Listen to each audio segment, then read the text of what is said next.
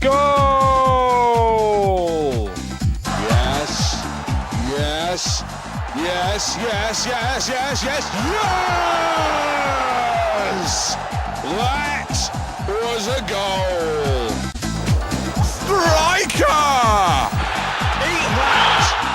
And another! Bing bang, stick it in! Thank you and good night! Twat! That was liquid football!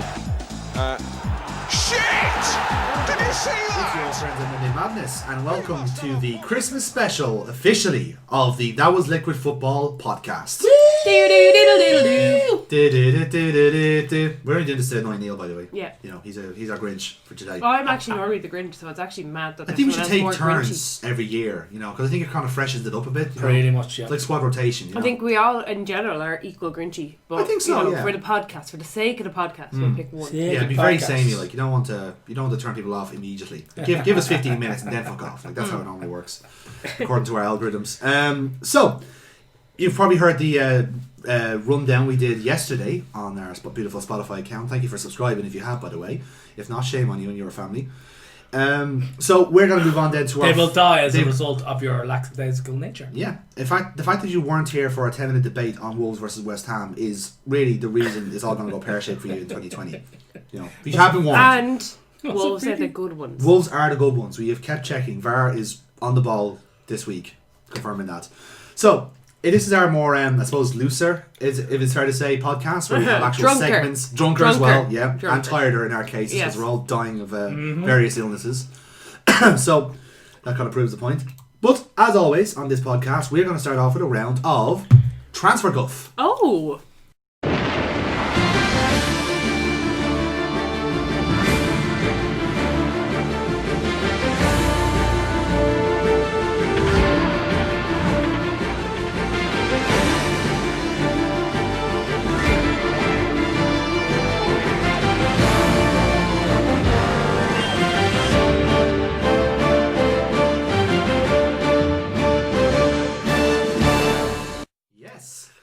And this week, because of Straight in, no kissing. No kissing, no, straight in there. Straight up, no kissing by. Yeah, absolutely. Just straight in, nice and dry.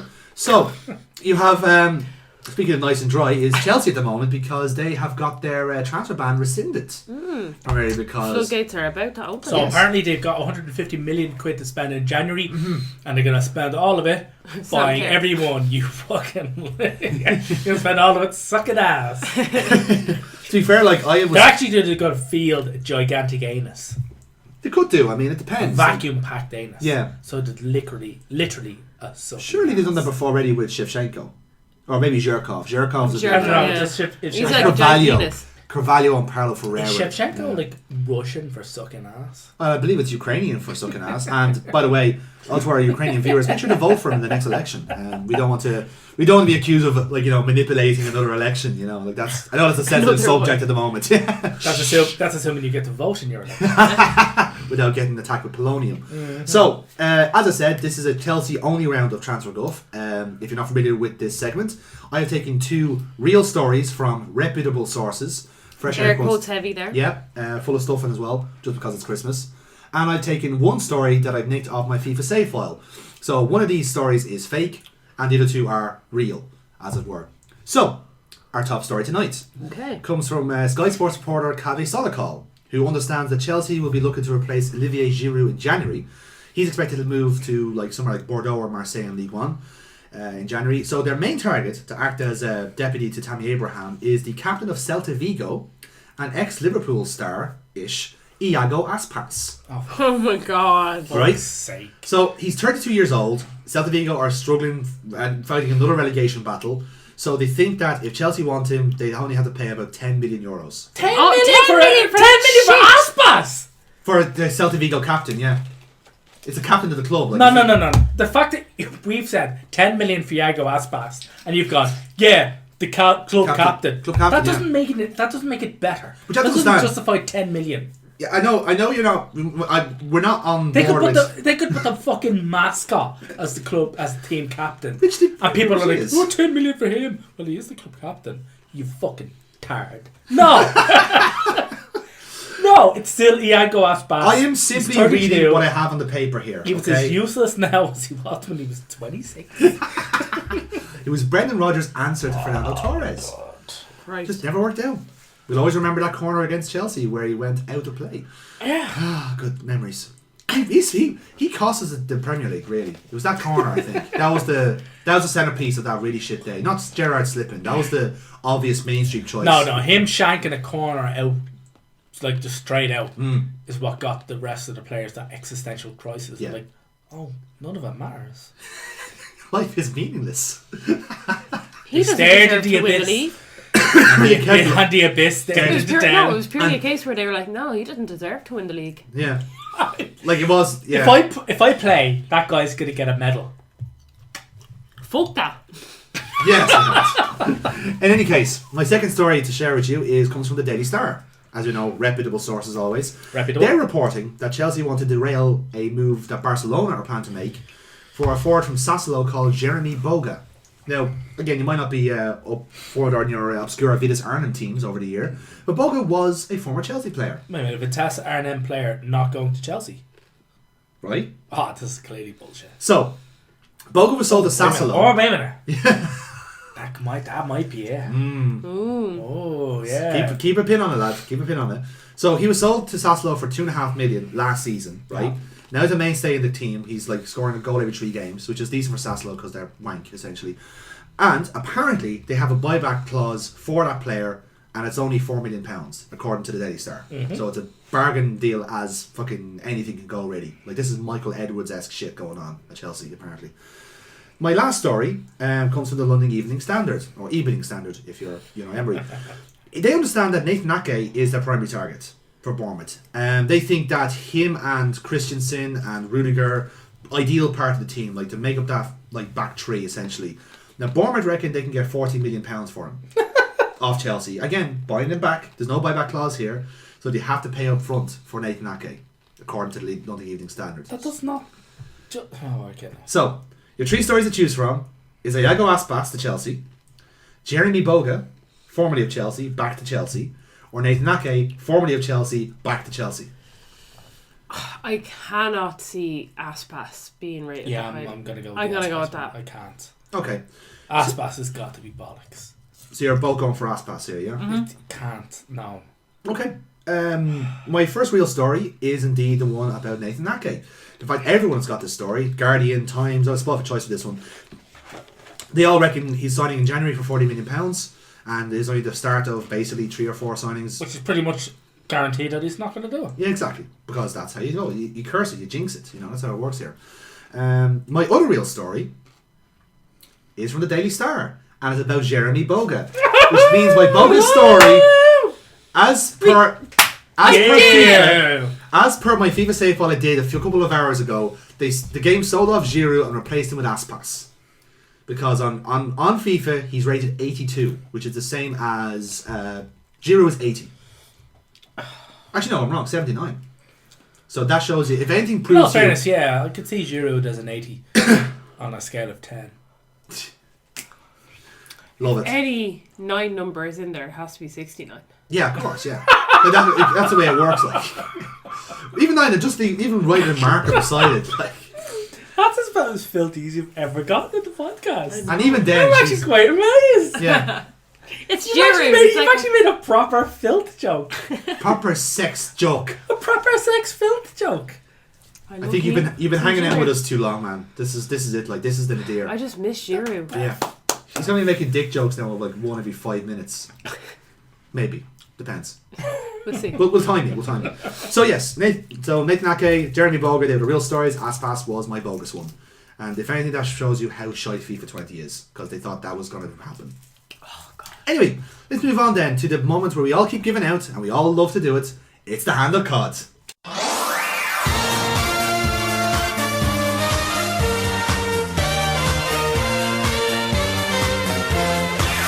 This fella Ronaldo is a cod. I don't care if he scores.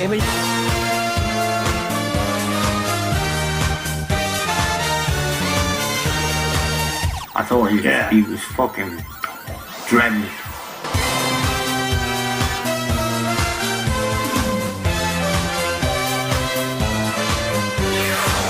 Rod Little. He's the guy who ran away and left his wife for a young one.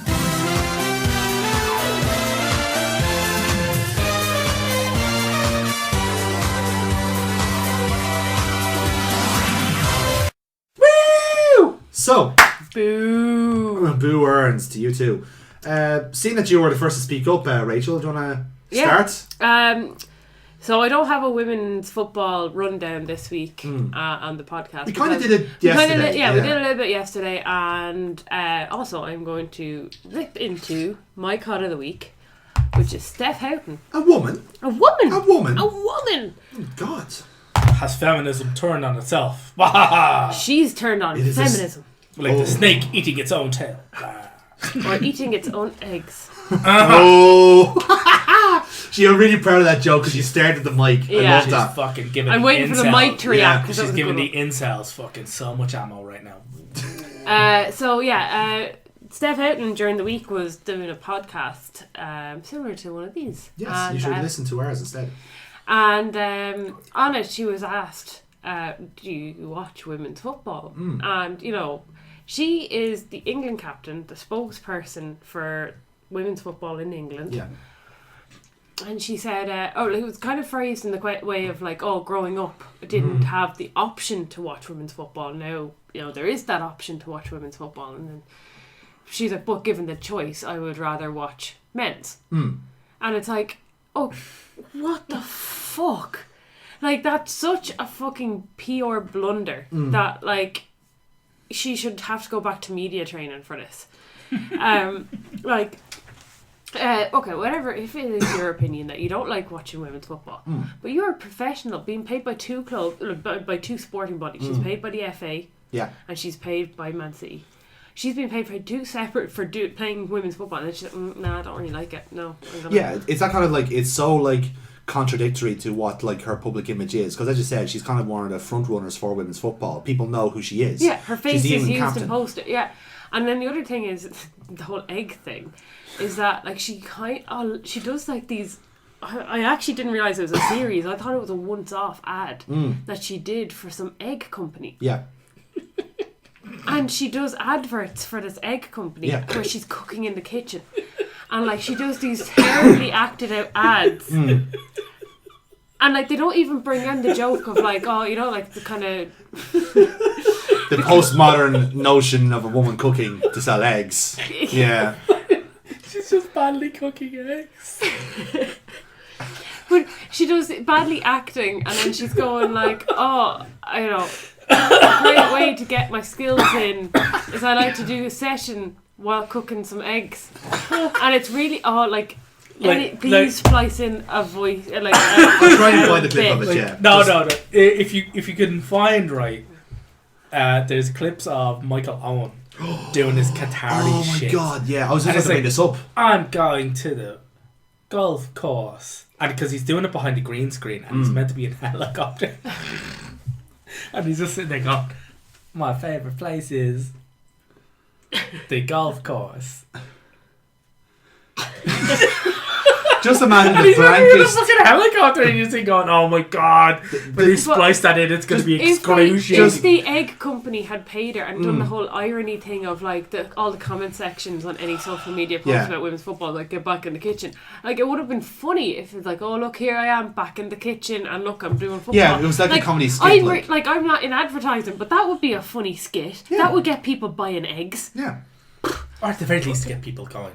Alright then, it's not misogynistic, but it's good. I like it. Yeah, but no, instead it's juxtaposition, lads. One of the basics. But there's one of the I was trying to explain this to Nordy the other day, and I was like, "No, you can't understand how bad this is." Like, and then I showed him a clip. Now I didn't realize there's a series of videos. I'd just seen the one, and then I saw this other one where she's like, while I'm waiting for this to cook, I can do some. And she starts doing keepy uppies, but she only gets 2 before the ball flies off and they cut to the finished meal. I was kind of hoping she was doing keepy uppies with eggs, and just splats on her foot, this is just everywhere. And it kind of keeps on the camera longer than you think. All of this made me get she used to play for Arsenal, and she was fantastic. And I was really sad to see her go. Like she, I think, is a Manchester. She's from Sunderland head more this one, but she's a northern girl, and she wanted to move back up north and that sort of thing. And I've really lost all respect for her. Like, everything I've not really kept tabs on her because she doesn't play for Arsenal anymore. I don't really follow her day-to-day Instagrams and stuff. I didn't realise this whole... egg oriented. It is. If you look her up, it's like Steph Houghton and you put an E, right? And the first thing that comes up is England. Egg. Yeah. Next thing that comes up is Steph Houghton eggs. Yeah. Which is a weird Google search to have. It's like going, oh, I need something very specific for my in vitro fertilization. So I just want Steph Houghton. Just want Steph Houghton. To be fair, there are weird fans out there that would totally want just that. Yeah, no, that's an internet search. Yeah, that's like the used socks of professional football. Like that's just a thing. By destroying the reputation of women's football and women in general. Yeah. Fuck you, Steph Houghton. That's my cod. I hope you're enjoying that egg money that you're. Like how much does she have to be? Like, you should watch the ads. They're fucking horrendous. I'll splice it in like when we have a bit of quiet. But they do cross the line into so bad it's good. No. Actually, let's answer the question. Atrocious. No, let's answer the question. I think I'm too angry to get. You made a good one with Michael Owen. That was a bad one, right? The Steph Houghton one is bad. Have you ever seen Wayne Rooney's ad? Oh, Rooney's for Castillo del Diablo, which is Casadera del Diablo, yes. the wine. Yeah, the wine. Yeah, right. So the whole plot of it is some ads for them. There's a genuine plot about this, right? Because did they set him on fire? No, and then realise it does nothing to him. No, I'll tell you what it was, right? Man United had a sponsorship. They basically endorsed that wine. Right? Yeah, the Red Devils, and it's a devil. It's the House of the Devil wine. Yes, exactly. Yeah, so I guess. The ad was basically this kind of like weird, like almost a spy drama where like they're meeting someone called. It's already terrible. So Wayne Rooney, 24 years old, still looks like a fucking spud, right? He's there in like a proper, like, real smart Armani suit, and so is Nemanja Vidic and Paul Scholes. These are the three faces of Castillo del Diablo. Funny enough, out of all of them, like, if you're in a group of three people and Vidic is the most human-looking person, yeah, like, it's you're in the wrong group of people. Like. So anyway, in fairness, it is a devil's wine. Yeah, actually, it is definitely. I'm actually wrong with that. It was Vidic and Giggsy. Was it Giggs? Giggs, yes, Giggs. Because they managed to prize Giggs off his brother's wife. I don't know if this is before, after, or during. It could have been in the tank for a while. Like she was off to the side. And Roger Giggs going, sponsored by Paddy Power. Yeah, he was working. He was at the Paddy Power office going. Yeah. Why did they call me here? There's nobody here. That's how it started. It was all a fucking prank call. He's there talking to the cleaner. Yeah. Hello, my name is Guyan Riggs. I'm from Paddy Power. We want to do an ad campaign with you, which is all about loyalty. Loyalty? That's an odd one. Yes, it is, but it'll make sense in a couple of years. So anyway, we're playing the long game on this. Yeah. So basically, like the three of them are in these fucking real snappy suits, right? Like black tie, white collar, the whole shebang. Look like $1 million if they were all dead. And they're going for full bond shit here, yeah. So they're in like the corporate office of Old Trafford, and you do state it's Old Trafford, right? It's because that's the partnership. It's between the two of them. So they're there waiting in the corporate office for this mysterious meeting with the Diablo, and like Ryan Giggs like feeds a line to Wayne Rooney, and Wayne Rooney is looking at the window pensively, like he's about to make a serious call on who to drop the nuke on. It's just like, they say he is a legend. It's like, thanks, Wayne. You just killed the scene in one fell swoop. It was like watching fucking How Tommy many Wiseau. takes did it take? I'd love to know. You're just sitting there going, like, you've unlimited takes. Yes. And that's the one he went with. I say that was like... I guarantee there's somebody standing side stage going, it's a joke killer. Do you know what it is? It's fake deviation levels where, like, the old man was trying to be, like, all evil and he couldn't pronounce the word Bennett. Bennett. No, it's Bennett. Bennett. Bennett. Bennett. Oh, Bennett. Close enough. So that's what it was. That is by far my favourite shit footballer TV ad. But yeah, you have to go see it. You love to see this. You love to see it. It's terrible. Yeah. I'm just saying, like, it's going to go really well with the betting company sponsorship you'll have at Derby County now come 1st of January. Mm-hmm. Oh, that's a bit dubious, isn't it? Yeah. Yeah. I want to look into that. So, Neil, would you like to feed us your cod for the When is the FAI again? Yes. Like the world's most shit-flavoured onion. Yes. The FAI Layers peeled and off layers of another shit. fucking layer. Because we slagged them off Like again. a pedo Shrek. Oh, absolutely. Only in the fact that a pedo Shrek would be somewhat more desirable at this stage. And better in bed, probably. Genuinely. So we've slagged off the... We've slagged off the FAI better treatment of the women's team. Yes. Yeah. in that they just don't think They don't. We've also mentioned about them being a boys' club. We've mentioned the boys' club. Mentioned the fact that they've employed John Delaney, a pretty much, a corporate slug. Mm-hmm. And recently, the FAI have dropped the bomb, and a very literal bomb, because after this one, they might not actually exist. So the FAI had to publish their finances because they're under Ages ago. Yes. Ages ago. So they've had to publish their finances ages ago, but now they've had to publish their actual finances because nobody's buying their horse shit anymore. And so the government have gone along, the Irish government, funnily enough, and if the Irish government, by the way, have taken the moral high ground on you, you have fucked up. You have. That's like getting hate mail from Hitler. They are the worst people possible, and if they've got one up on you, you have fucked up. Just calling up Minister Shane Ross. Oh, Shane, we've got a man. photo up there for you in town. Oh yeah, where Ross is is basically it? Ross is Lansdowne Road. I know. Ross is basically a ministerial stalker. Yes. It's not even funny. But in any case, He's a shadow. He is a yeah, shadow, he pretty much is. But in any case, so I'm just going to read straight from Deloitte, who we're not sponsored by, and fuck them. Please get in touch though. Can we get Yeah. So the financial position of the FAI brings their it's quite stark relief. It's liabilities, which is money they owe, of 85 million euros, of which 62 million are due within a year.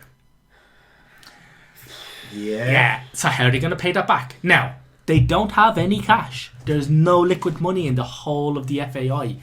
They have assets of 84 million, but they're impossible to turn into cash. Both major sponsors, 3 and what are the other one? Presumably, Aviva. Aviva, yeah.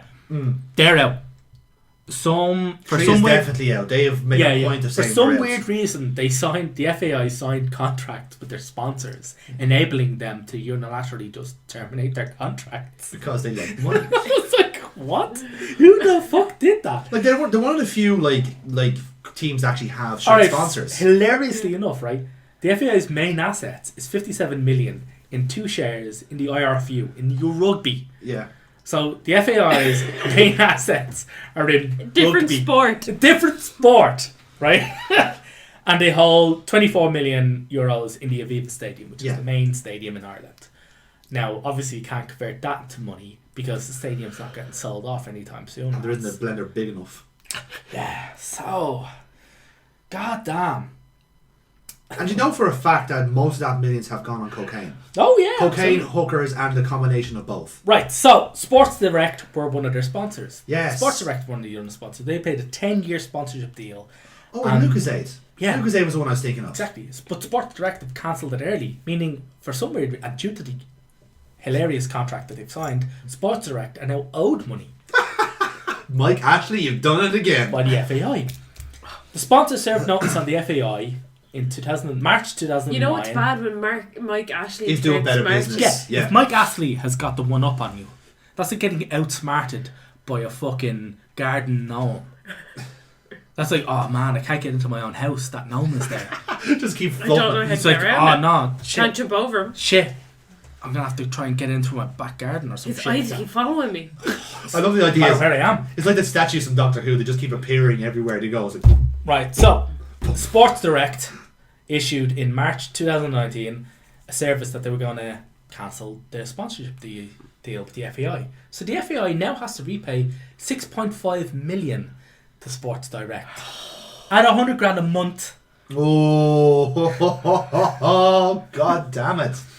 Yeah. That's So terrible. by the way, this is the Irish Times like you sent me. Have you? It's crushing reading. So a like, revenue we audit, won't have a football team. and then a revenue audit. I read Then it showed. and then had to put it down and then read it like the next bit again and then forgot some of the stuff that and I was like, no, that can't be real. I'm misremembering that. No, that's what the fuck. Then a re-review of the revenue audit revealed that the FAI had actually underpaid all their taxes, which together with interest on liabilities and penalties led to an additional 2.3 million on the cash flow.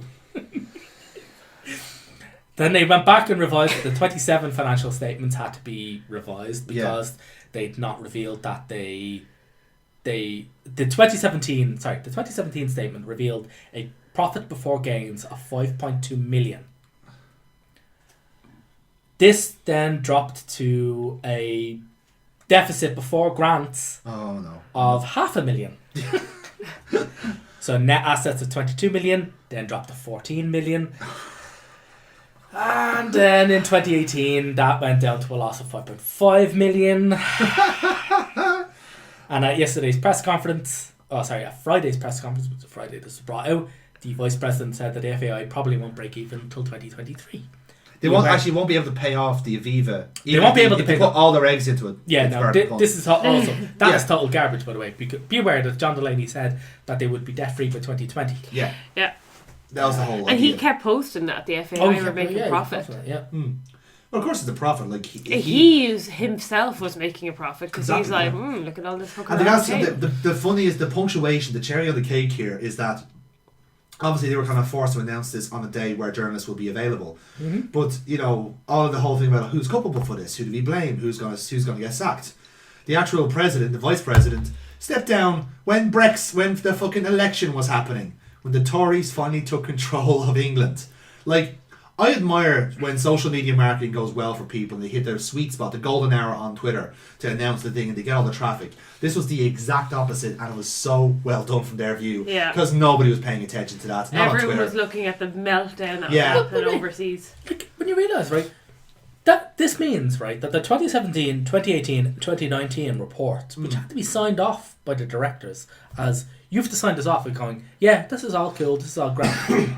That's illegal to do if it's not correct. None of these are going to prison. No. There's no criminal investigation into this. Won't be because signing a false statement is an offence carrying a fine of up to 50 grand and 5 years in prison. Like, none of these are going to go to prison. No, because they go like, I didn't do it, and they didn't do that, and he didn't do that. In case you're wondering what the can I point out all of the stuff that we're saying that it was spent on cocaine and hookers? That's all conjecture, because they have come out after Braskel's beer, who don't sponsor us but really should. Yeah, get it tweeted out a tweet saying, now that Tree have been dropped as sponsors or have dropped themselves as sponsors, we are now happy to announce that we are. It was very tongue in cheek and like very proper flash marketing, and it was very like it was clearly a joke because like we are proud to sponsor the Irish team, 100 pizzas and a handful of cans, or it was something ridiculous like that. They got a phone call from the FAI saying cease and desist, basically. Like cease and desist, alright. And it was like a pure joke thing. And I was like, if they hear this now, we could be in trouble. Let's hope so, because fuck you, FAI. In case anybody realises what the implications of everything that I've said, essentially the entire Football Association of Ireland is broke. Well, it's not even broke, right? It's not even broke. It's beyond broke. It's beyond broke. It's John permanently Delaney broke. Like, you have to just dissolve it and start again. Yeah. Yeah, well, John Delaney took a huge amount of cash. Fucking bonus of like 5 million or 4.2 million. And a severance as well. And he got like 426 grand was the severance. Yeah. And in 2017, when the women's were going on strike, the women's football team were going on strike so that they didn't have to share tracksuits with the under-19 boys team. Yeah, they were sharing tracksuits. Because the FAI changing in like airport lobbies. Yeah, and there was another story of when an under-15, I'm not sure if it was girls or boys team, got to the Euros. They wouldn't pay for tutors to go out with them, so they had to delay their training schedule to stay in school longer. And then basically there was a thing where the FAI had paid for their accommodation up to a point, but they actually did well in the competition, stayed beyond that point, and it was up to them to get their own accommodation. Yeah. Like, it's not even funny. 15-year-old kids to get their own accommodation. It's not even funny how much they've broken the system, and it is strictly because they just milked everything like for what it was worth. When you look at like the report, like there was no internal structure. Yeah. Like there was no procurement strategy. No. There was no system for making the situation. Well, it was deliberately just like designed literally like that. Yeah. The highest ranking guy who just happened to be in the room when something was mentioned made all the decisions. Yeah. And it was total fucking But again, it's all designed to fail. Yeah. So that whenever people do ask, they just turn into a massive quicksand. Yeah, but the problem is that it's completely broke. The staff are going to lose their jobs. the people, And like the ground staff who actually are trying to do good and who have no idea of what the hierarchy are up to. And also, worryingly enough, Sport Ireland issue grants to FAI clubs through the FAI. So clubs aren't going to get their like FAI this is crippling grants. the League of Ireland even more than it is, because they're not going to get anything. It's going to have to be dissolved. Yeah. Players aren't going to be properly supported, even if they were properly supported to begin with. I'm actually going to make a pledge for 2020 to attend at least 2 FAI matches. Because I feel like the players who play for the local teams, like my local team is St. Pat's, they are not involved in this shit show, and they don't deserve to have their football taken away from them. Well, look at Limerick. Limerick FC were insolvent for years and years and years. Got no help from the FAI because it's not our show.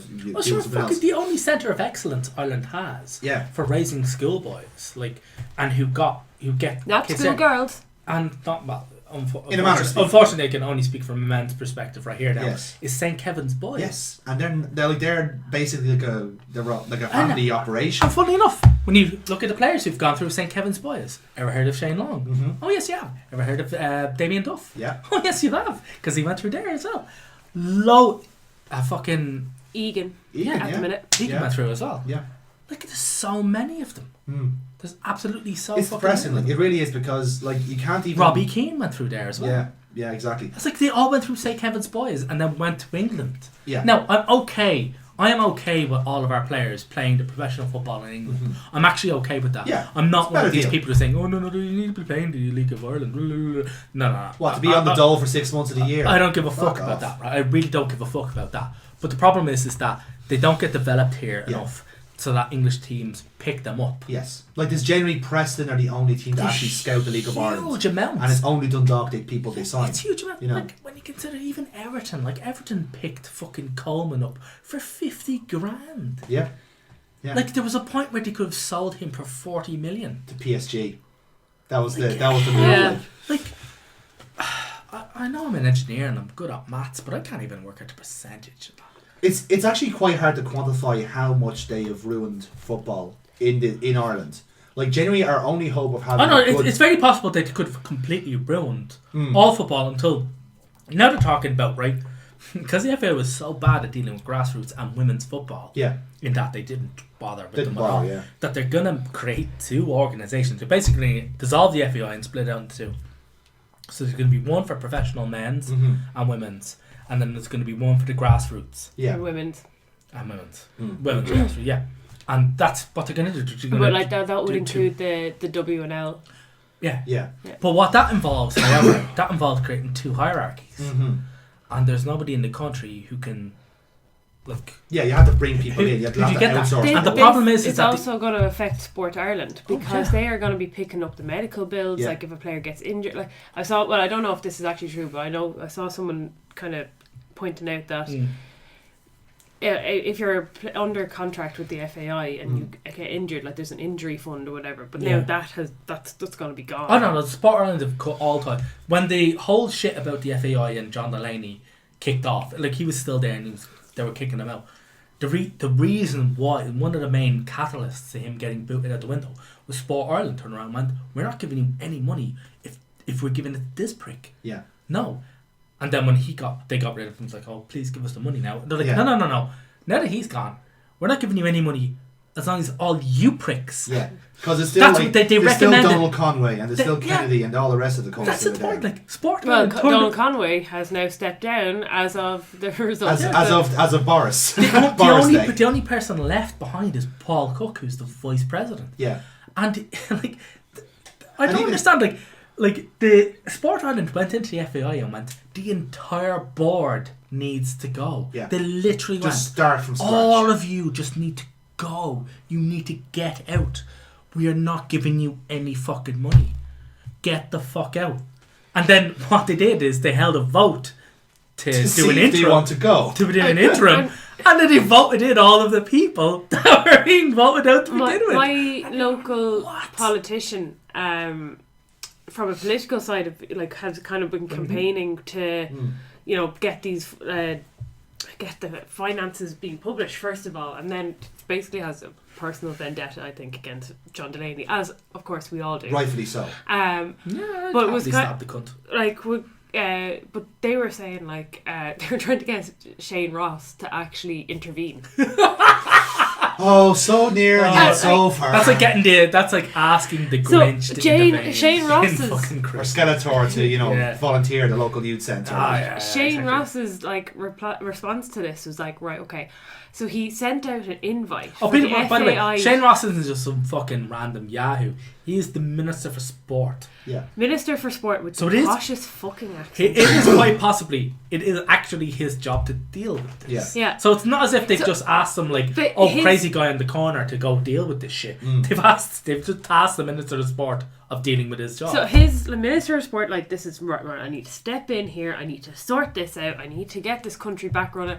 Strong and stable. Hi guys, are you free to meet in the Oireachtas tomorrow? Oh yeah. And then said no. And he's like, oh well, I've tried my best. I've tried everything. And It it's is- just Even Irish Simpsons memes didn't get onto that. We've tried nothing. We've tried nothing and we're all out of ideas. It's fucking terrible. But But in any case, depressing. It's just so it's sad. so depressing. Like, and I don't know if anybody's Irish and not into football, or if you're not Irish, but just realise that like Irish national football as of now is completely broke. You have to understand. no money. Yeah, the only way we're actually going to have a viable team is that we somehow win the 6 counties in a raffle, and we just join their team and rebrand as Northern Ireland. That is our only hope to have a decent team. Yeah, because there's nothing there. there's just nothing there's there. no money. I said- Sport You're on going to Right, outsource United everything to fucking Ireland, Madagascar. which could possibly happen as a result of the Brexit Tory Yeah. election. Tory Like landslide we, victory. we like the 30. Well, how many? 26 counties. Yeah. Shit, I should really know this. Considering the word is waiting for me. Remember, 26 plus 6 equals equals 1, Rachel. 26 plus 6 equals 1. Yeah, got it. There are 5 lights. Politically, assimilating Northern Ireland into the Republic, it will be a fucking shitstorm because they. Well, we get a decent football team out of it. But Yeah, actually, that's gonna be our fucking trade-off. Is Yeah. that we actually should get a Will Griggs on fire. We get a decent fucking rugby team. get- Yeah. And cricket We team. do have it. We have that Cricket. already. Cricket? That's not cricket. Cricket already. We've Homosexual hockey martial already. arts. I can't claim to know about cricket. I'm an English teacher, not a homosexual. But yeah, like that's. Yeah, but the problem is right. The FBI have run it now. Like, there's a 50 million.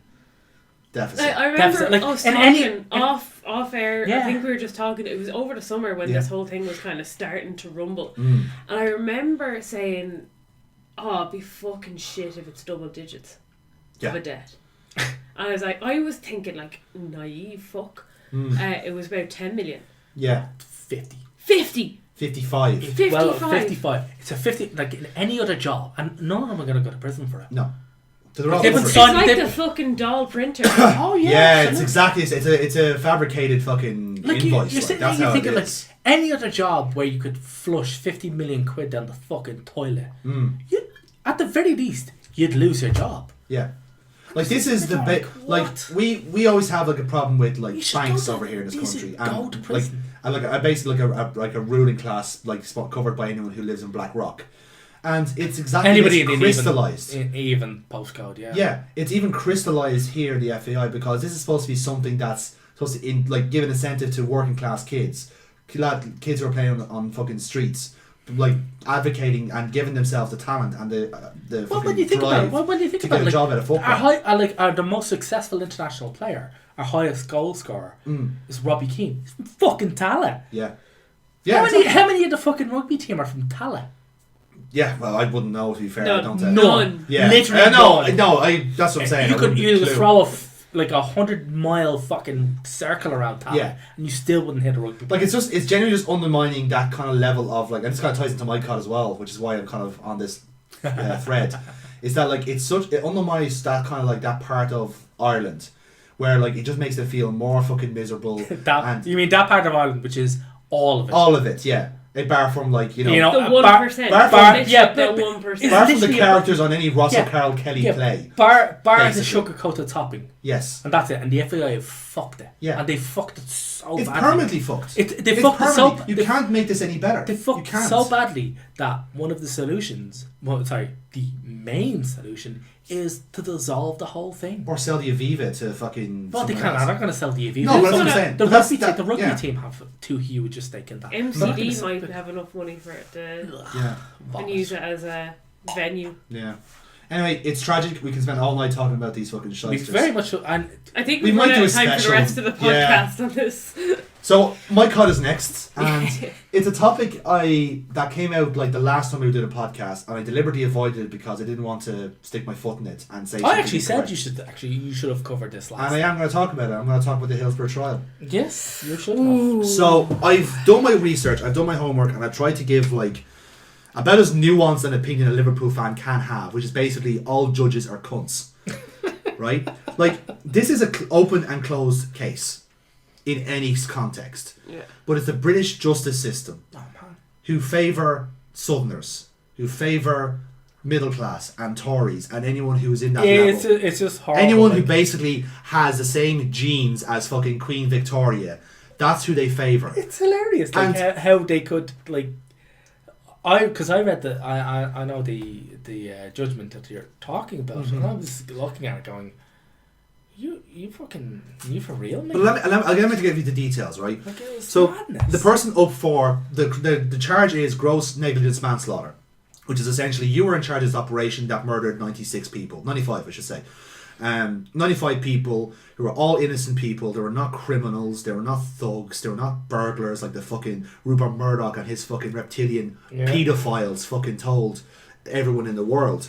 So the fact of the matter is that all the families of those dead have tried so hard just to get their story out and to explain to everyone else in the country how this is such a great like misjustice. Like clubs have trauma like this. Man United have the disaster, Munich disaster. Bradford, their stadium burnt down and killed a whole lot of fans that were there. Didn't the chairman do The that? chairman did it. Yeah, But yeah, he was did that. never tried for it. Insufficient evidence. And you know why? Southerners again. They said, no, we don't have any say in this matter. This is a northern problem. We'll just deal with it. Working class people. It doesn't matter. Like this is such a... It goes beyond football at this rate because this was a complete smear campaign against not only Liverpool fans, not against the people who were there at the time, who were accused of burgling corpses, who were accused of punching policemen, who were accused of essentially trampling on their own mothers, sons and daughters, and no remorse. They kept pushing in because they wanted to see the match. That was all bollocks. Complete and utter horseshit. And it's been proven that. It's been proven three times. Over and over again. 3 times in a court of law in Preston, right? North England. Went to the Supreme Court down south, not guilty. And the reason that is because the attorney, by the way, who can die in a fucking fire for this, right? He brought up... Or a stampede, quite ironic. Let's fucking hope so. Yeah, go to the running of the Bulls and see how it fucking feels like. Anyway, so the QC makes the argument for David Duckenfield that first of all, the statement he made where he pleaded guilty to gross negligence manslaughter was because he was browbeaten after hours of questioning by his own policeman. That yes, I am negligent. I was negligent. I was out of my depth because he was a replacement for the superintendent that was meant to be on board. So he was a replacement, completely inexperienced, never did football before. Like there are policemen who are trained specifically to handle football crowds. Yeah. You know, and they have their escorts. They've got. And then, funnily enough, like I would say, like you could say that's okay, but you can say like. At the time, it's not. At the time, it's not. But you could say, like, look, I was chucked in at the deep end here, lads. Like, yeah, what the fuck? But the thing is, this was his mistake because he didn't call off the match. This was the argument: was that you knew that Hillsborough was not capable of handling these people. You didn't open an emergency gate that would have allowed these people to flood back out of the stadium because you thought it was going to cause more trouble and more chaos. That was your bad judgment call. You didn't follow up with the safety regulations. You didn't have enough policemen escorting fans outside. You didn't close any turnstiles. The turnstiles still kept opening, and people were just keep pushing through because they have no idea what's happening. There's no communication. There's no policeman saying disperse or get out of the way. The match is postponed. Get out. None of that's happening. So there's this one guy, David Duckenfield, who's in charge of the whole thing. No radio communications saying to stop the match or to postpone the match. It was postponed for 15 minutes, and the match kicked off 10 minutes later, and people were crushed because they had no idea what was happening at the front. No communication, nothing about the turnstiles, all of this stuff. And this was the burden of proof. This was a open and closed case when it came to negligence and killing 95 people. But the upsetting part about it is that in this fucking, and it is a social issue, because in this day and age of a Tory Thatcherite government, more or less, like Thatcher on fucking, like mechanised Thatcher, with somehow more of a non-stitute than normal. So in this culture, right, you have this, everyone's divided. They're all Brexit, they're all Leave, Remain, Labour, Conservative, whatever the fuck Lib Dems are anymore, right? But Scousers have always been marginalised, ever since this day. This was the breaking point, because you have Scousers and Evertonians were thrown into this deep end as well. And even Evertonians who were like diehard, hate Liverpool, all the stuff, like this could have happened to an Everton team. It could have happened to anybody. And the fact is, the grand irony of it was that the FA Cup final in the end was Liverpool versus Everton. And that's the saddest part, because if the draw was different, it would have been 95 Evertonian fans that were trampled. And the exact same agenda would have been spun. Because it was the scum, which is a correct term, by the way, and everyone who does work for it can die in a fire as well. It can't be sold anywhere in Liverpool. There is a complete embargo on Sun. You can't buy it in Liverpool. You can buy it in the posh part of Liverpool because they're mostly like Mercurian. The Tory section of Liverpool. Basically our Black Rock, I guess. Yeah, if you want to know if you're in the posh section of Liverpool, go into a shop and see if you can buy the Sun. Exactly. If you can, you're in the posh. So here's the quick part. Here's the fun part, right? Jurgen Klopp reintroduced a ban on Sun journalists that was introduced by Kenny Dalglish, and rightfully so. Kenny Dalglish is an absolute hero for it, and the fact it took him so long to be acknowledged for his work says so much about fucking knighthoods, which are just pleasantries at this stage. Fucking, for Harry Kane has a fucking like royal signia for being a twat, essentially. But that's beside the point. He introduced this ban on Sun journalists, and it kind of went away for a while because basically the Liverpool club were browbeaten as well. They had no hope. That was it. It was gone. Then came the 50th anniversary, and there's always a remembrance service in Anfield. It's always packed out. Liverpool, Evertonians, anyone travelling, they always go to the service. And a Labour MP who, unfortunately, I can't remember his name. He was in Tony Blair's government, and everyone. So he was a Tory then? No, he was New Labour. He was New Labour. Tory. Yeah, whatever. In any case, no, he's Labour. No. I know what you mean. Thatcher always said that the greatest thing she ever did in government was turn Labour into dissent. Was New Labour. Yeah, exactly. That was always her greatest achievement. Was New Labour. Yeah. In any case, so anyway, even like to his credit, like he was out cheered essentially by the Liverpool fans who kept screaming justice for the 96, and you can see he was generally getting emotional because he's the local MP, of course. So as you're trying to be separated, trying to like not be riled up by emotion, you can see them nodding and just go, I will do it. I'll look into it. And it did happen. We got inquiry. We got another inquiry. We got a judgment. And it was on the retrial that he gets a not guilty vote, right? And again, I'm bringing this up because the whole smear campaign was what I mentioned earlier. Robberies, trampling, punching policemen, punching the players. fucking media just opened the floodlights. It was all Rupert Murdoch. It was all Rupert Murdoch because he had an agenda that favoured this posh people, essentially. He's the 1%. So he thought it was going to be a great laugh to marginalise an entire city. And then, obviously, by sympathy, the likes of Newcastle fans and fans all around the world, like Dortmund and Juventus, they sympathised because Juventus had their own disaster as well. They know what it's like, you know. But the fact is that this 30-year-old agenda set out by a pedo fucking Australian, like, billionaire came back up by the attorney who said, well, they were browbeaten and there is, in fact, evidence that some thievery took place and some murders took place. Like, no, there isn't. That was all a smear campaign. No police officers were assaulted.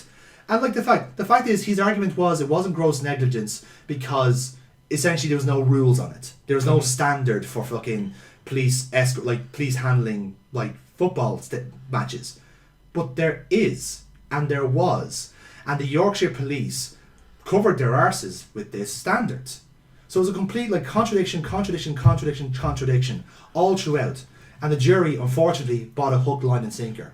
Because by the standards of, by basically legal precedents, you can't have anyone who's football fans, football oriented, as part of the jury for this sort of thing. We have the same idea, but we never have any issues like this until maybe a couple of months, maybe.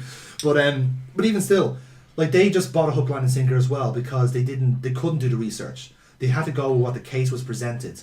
And because they bought the smear campaign, and because they had to have a unanimous verdict, they went with not guilty. So the work of 30 years has completely been nullified, simply because the political situation and the social situation is now back to where it was in the 80s, where miners were dying in Leeds, and fucking marches everywhere, and everything in the north was all being crippled. There is no power in the north. Don't have a social status in the north of England. That is it. You're practically fucking Scottish to Southerners. You know what I mean? And this is the sad part, because the main head of the campaign was the mother of who lost her 2 sons, and she's been brilliant throughout this whole thing. Didn't Gerard lose a cousin? But I think it was Gerard Carragher. I think wasn't it Gerard? No, I always remembered it was Gerard. Because I remember he saying that he used to hate his cousin. One of the regrets he has for the Hillsborough was that his older cousin got to go instead of him. Yeah. Because as it turns out, he was too young to go, and he hated his cousin. Yeah, because he would have been put in the pen, which is what they did for. And then his cousin went along, and his cousin ended up dying. Yeah, and that was one of his regrets of it. And like I said, I think it was Gerard. It could have been Gerard. I think it was either Gerard or Carragher. I can't quite recall. I think so. In any case, this was all they put out a statement saying this is unacceptable. We're going to keep fighting, and rightfully so. You should keep fighting. Just keep going, because eventually you will get that verdict. And her main argument was then, if this prick Duckenfield isn't culpable, then who is? Is it Sheffield Wednesday? No. Because they didn't have any safety standards. There's nothing. Was it the Yorkshire Police? No. They've washed their hands of the situation already. They said, no, this fella Duckenfield was working on his own. We didn't have any authority on it. And by the way, Liverpool fans were thieving people, blah, blah, blah. Just kept saying agenda, washing their hands of the situation. And the fact is that even at the trial, when it was a not guilty verdict sent out and the judge agreed with it, he basically steered the jury to that decision. He said, I want a unanimous verdict, wink, wink, which is basically sign off. I know which way I'm swaying. You will agree with me. You know, I know, speaking on jury duty before, I know how it goes. But essentially, one of the mothers of who lost their fucking, I think it was a 7 or 8 year old son, couldn't help herself. She screamed, "Shame on you! Shame on all of you!" To the jury, the QC, the judge, just couldn't handle it. And it was just like, there wasn't even any emotion. There was no crying. There was no anger. It was just despair. Yeah. Because now, after 30 years, their whole lives have been based off Hillsborough. No, it's they all don't know much, anything else. It's pretty much dead now, is it? Statute of limitations, yeah. Yeah. Well, no, here's the thing. So, the statute of limitations nearly ran out on the 15th anniversary, which is why there's a push to get it. Yeah. But now, because the inquiry is there, that has a statute of limitations. What's that length? 15 years as well. Oh, it's all 15 years in England, mostly. I think it's for egregious crimes, it's 25. Yeah, but do you reckon it's got any legs after this? It has to.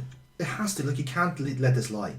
You really, really can't. This is an important year for Liverpool, because a lot of Liverpool fans have this belief, this hoodoo, that Hillsborough stops us winning Premier Leagues and trophies and being a successful club. I'm not even joking about that. Jeez, you've won Champions Leagues. We're a superstitious won group. Fucking 3 Champions But the Leagues Premier League is domestic. We've never won the league since Hillsborough. You know what I mean? And this is the sad part, because this is an important year where we feel like we could have moved on from Hillsborough. Because, listen, our fans keep going on about it. Whenever someone mentions it on Twitter, there's people go apeshit, and rightfully so, because it's completely unfair. And to be fair, Liverpool fans will bring up Munich. That's completely unfair as well. That's disgusting. That's not banter. That's not jokes. That is lack of human empathy, compassion.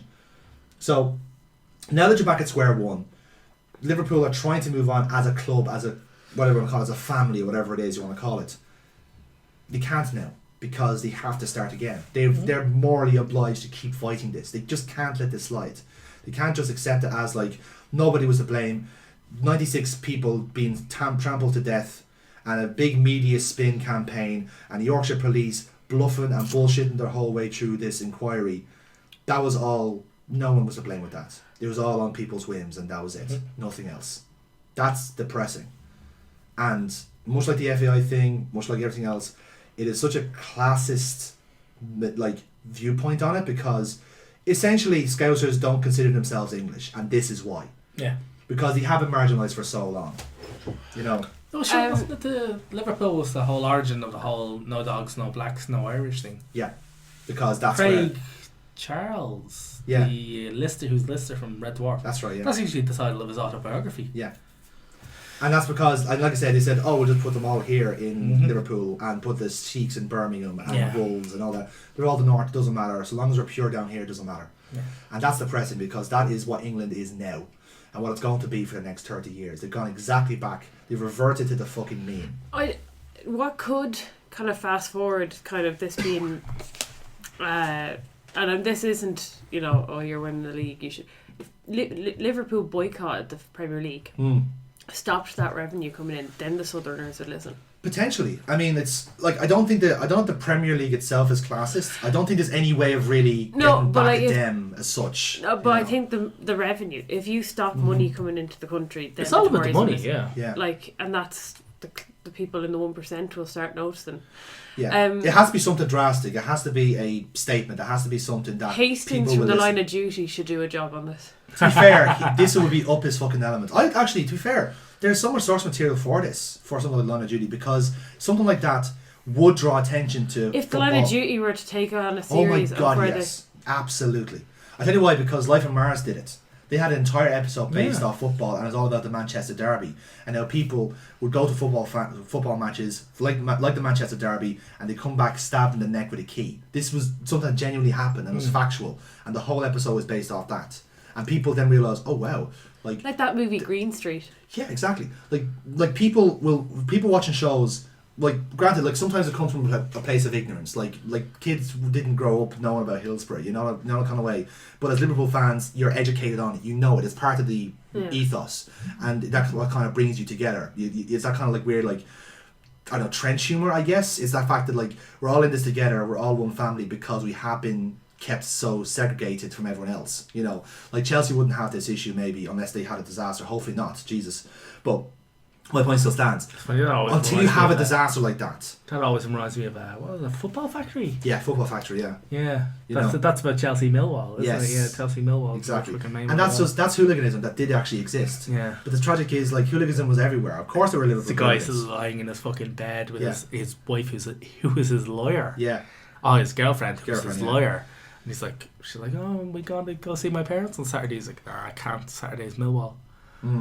Here's the thing, exactly. Like I don't know what else to say about it because that's a brilliant movie. It's depressing. Like it's just so sad. But stuff like that, like stuff like a TV show or movie, just putting the focus on it will get people talking about it and educating themselves on it again. Like football fans generally need to look at something like Hillsborough or, of course, like the Bradford disaster when it's Stadium on the Fire. You have to look at things like that before really appreciating how good things are now. Like people give out about, there's no atmosphere at stadiums anymore. Like England still have an undercurrent of hooligans that go to like foreign cities and trash the place up. Liverpool fans are guilty of that as well at times, as you saw last year. Granted, it was one cunt who was best mates with the spokesperson at Liverpool, so he thought he could get away with everything. So thank you, Liverpool Twitter, for exposing him in particular. But point that was nationally at a national level, yeah. And this is the thing, like once other clubs listen and learn from this experience, then every football fan can feel the same way. Like you can't side with a government that's happy to take a whitewashed news story over what actually happened. Yeah. You know what I mean? Like even as the Sun themselves rescinded everything 20 years on because new editors, new mindsets. Still Rupert Murdoch, but he's basically a fucking pix at this stage. It doesn't matter. No, it's weird. Like the whole hooliganism at a national level is quite mad. Yeah. So I remember because I went to one of the I went to the Ireland-Sweden game at the Euros the last time we qualified. the last turn of them, and like England-Russia were on like the same day. Yes, and they just went hell for leather. And just the England-Russia game, like we were looking at reports of like. It was basically just a militarised war zone. Yeah. Like the police were out in force. Me and my best mate, because I got him the ticket. I won the ticket and I gave it to him as his wedding present. Yeah. And we were just like, it was the fans openly mixing, having a laugh. Like I remember being in, one of those fucking stupid like drinking lines whereby everybody sits down and passes a guy along the top of you while he drinks a beer and he's to finish before he gets to the end. And this was like fans were being mixed. Like we were taking selfies. I have so many selfies on my phone. You were saying like you've hung out with Swedish fans all day, like every well, my friend Paul, like a lot of his cousins-in-law are Swedish. Yeah, they so all there's a came over. connection, yeah. One of them had to, there was a brief connection, but even then, like Or the Dutch fans. I got on very well with them at the World Cup. Exactly, like, and just it was so hilarious.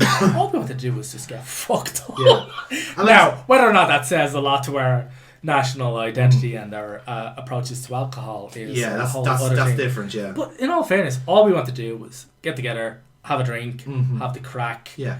and have a laugh. No maliciousness. No malicious. There was absolutely no money. Funnily enough, the most violent thing I ever saw was touts getting absolutely fucked up by police.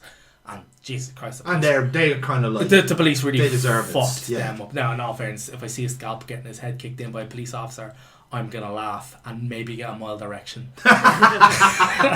Yeah, I see your point though. Yeah. But like I said, it goes to show you that that is the difference between, like, and again, I don't want to turn this into like a racial or political thing, but like the British like hooligans like that have that mindset of we're better than you. We'll English. English, sorry, yes, of course. And they have that mindset of like, oh, we're superior, we're better than you, like the Russians do, like the Ukrainians do, and the Eastern Europeans, because they're still in that partisan mindset from back then. But now, because like history runs in circles, now that you've like these people, these same hooligans, presumably, are now voting for Boris Johnson, and they want Brexit by any means. They're happy to fucking take whatever line they've been fed, Kool-Aid, without looking at the facts, at what happened, because truth doesn't matter anymore. Like it didn't matter in the 80s when 95 people were trampled and they were blamed for it. Yeah. Like there were 7-year-old kids who were trampled. Mothers were there. No, they're all thieves. Oh, like, no, they're all you know what I mean? Like but that was the mindset. It's just like, no, actually we have proof. Yeah, this person had a bruised knuckle and he was really sore and he just couldn't stop thinking about them. It's like, you couldn't have thinking about him because he was fucking lying. That's why. 3 fucking policemen who lied on their statements committed suicide after. I wonder why that was. Was it because they're just generally sad? No, it was because they were overwrought with guilt. Same way that David Duckenfield is overwrought with guilt. And he's just been basically rescued by a QC who's just gone full into the propaganda because he wanted to win a case. Simple as. So, that was basically a podcast in itself, but what is our cod for this week? I don't think you can go past Hillsborough. I can't because I can't vote for my own one. Yeah, I was going to go with the FAI because just egregious cronyism, like I can't do it. Nah. At least with the Steph Houghton thing, that is as very much a massive contradiction and hypocritical aspect. But she likes eggs. But she likes eggs. And like eggs Joe are Allen. healthy for Actually, everyone. no, I'll switch. Yeah, Steph Houghton, because she likes eggs. So it's a three-way tie. It's a three-way tie. It's a three-way tie. Hey, everybody wins. No, It's Christmas. It's clearly Hillsborough. Okay, it's, fine. it's horrendous. Yeah, agreed. And like I said, I pray to... I don't know if can I give half of one to eggs? Maybe like half egg. Like half of those... Like half of those... I feel eggs should get something. Yes, I agree. This is now the egg podcast. Thank you for joining us. So, moving on then. We're going to move on to our next segment, which is the Stat Attack.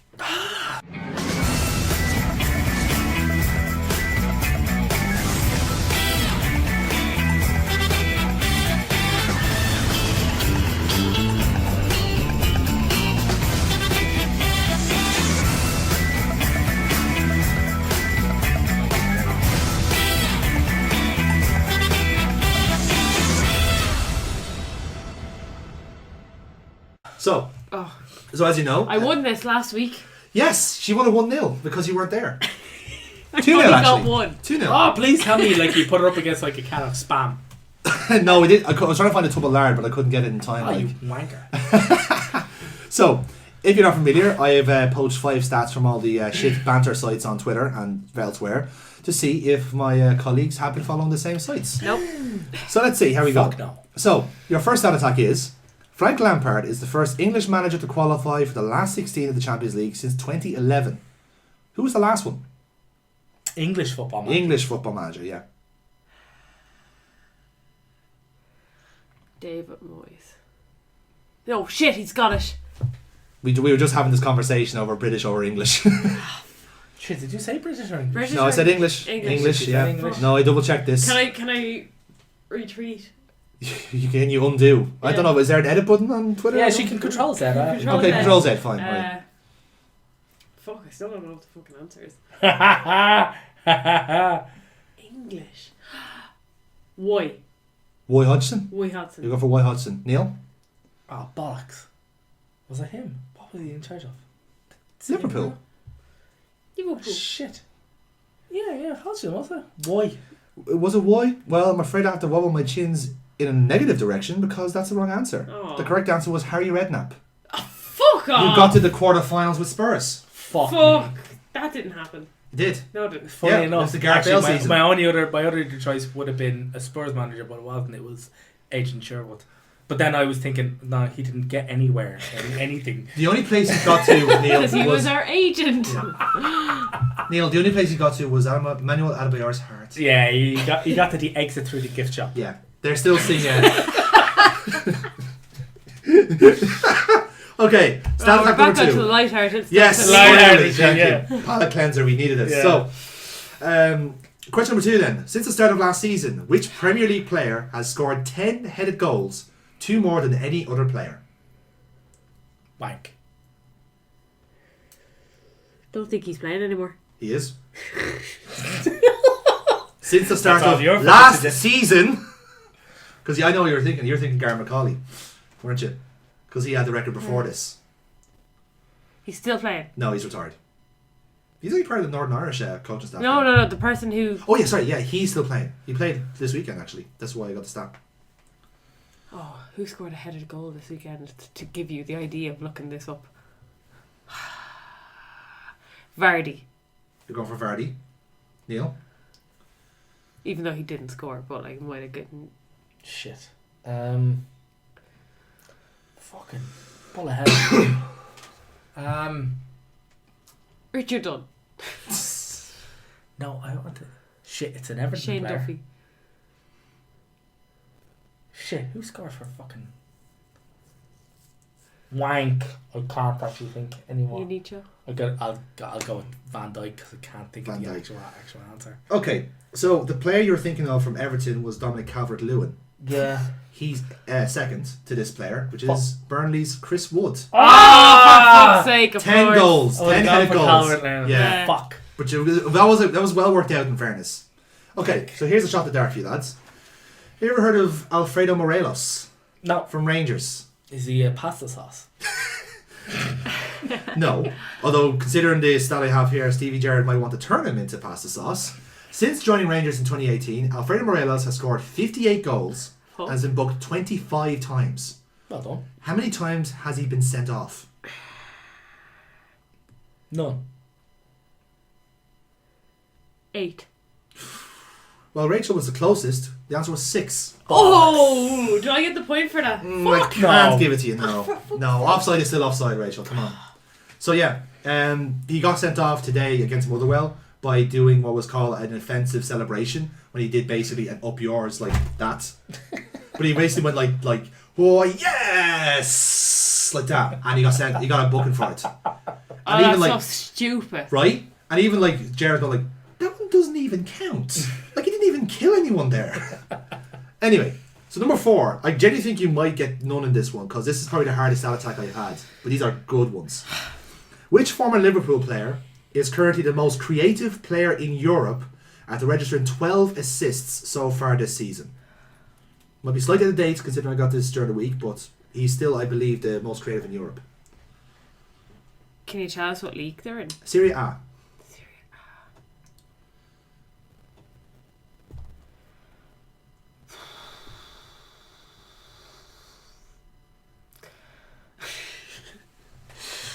John Arnorisa. No, that's not my answer. No, it's not. No, please don't take that. Player in Serie A who's the most creative in Europe. Yep, former Liverpool player, and a flop at that. It's not Aspas. No, because he's Spanish league. Is he? Oh yeah, he's La Liga. So if we work together, we can get a point on We this. can get a point on this one. You might want to, lads, because the next one is just as hard. In Gog, where does he play? Liverpool He's Turkey, player. isn't he? He's Turkey. French league, I believe. Oh. Could be wrong though. He's one of those shit players. Who did you flog off to La Liga? Is Solanke in fucking La Liga? What's it? Solanke is not. He's Bournemouth. Oh, you didn't say. And that was Chelsea that signed him off. I can't think. I don't know. Don't know either. Lucas Leiva. Lucas Leiva. Yeah, we'll go with that.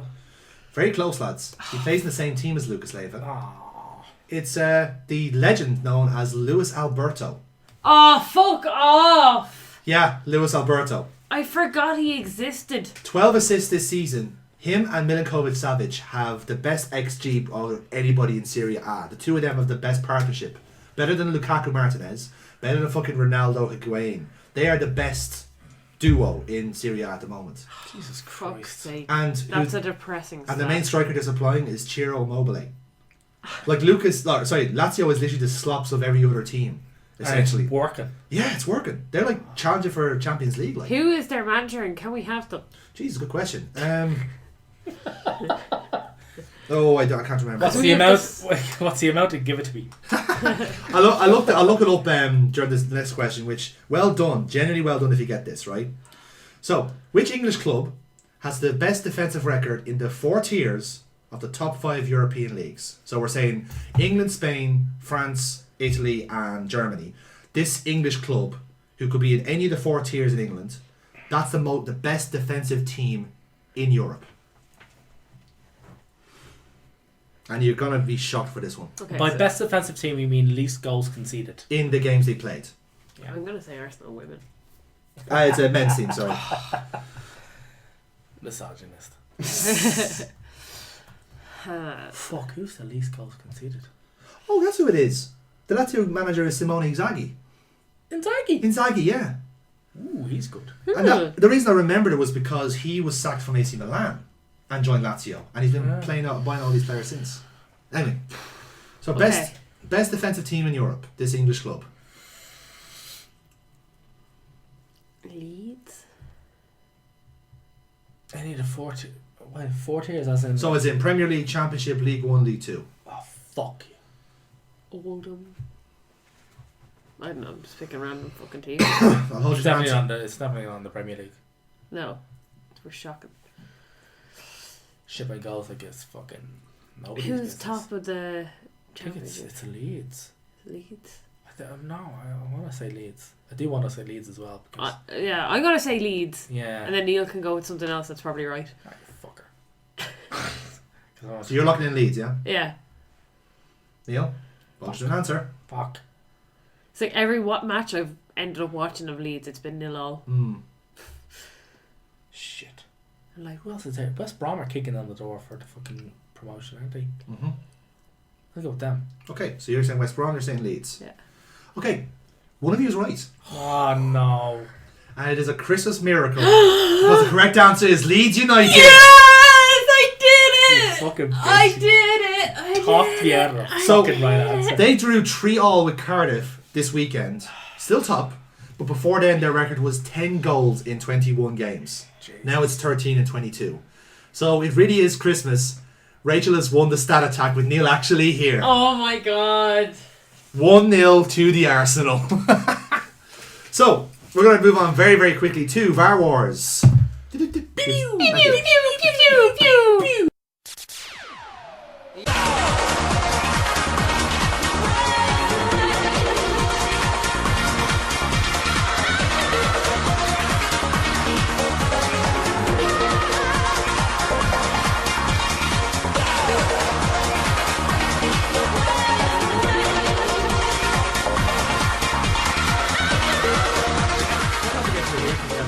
To work with. But starting off first of all with Arsenal, they got a -1 because David Luiz's goal was ruled out for offside against Brighton. Next up then on my list is Newcastle United. And the goal I was talking about in the rundown where Shelby basically duped the entire Sheffield backline. They all didn't play to the whistle. Shelby just walked the ball in.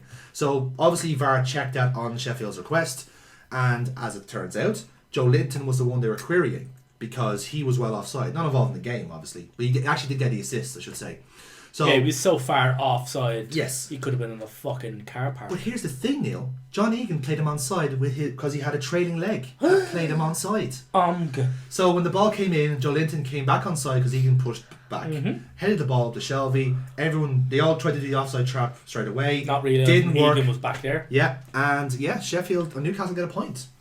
So I believe that's all on my list for for matchday 15. The one I want to go back to actually was the Arsenal-Norwich game from last week, because I said initially that it could have been 2, but it is just a 1 point for Arsenal because the actual handball, that was a ref decision. It wasn't VAR approved. Right. Cool. So Aubameyang's penalty is retaken, and that's about it, I think. Yes. So matchday 16 then, we have a point for Man United, as their penalty for Rashford was awarded by VAR. That was a Man City still not able to defend.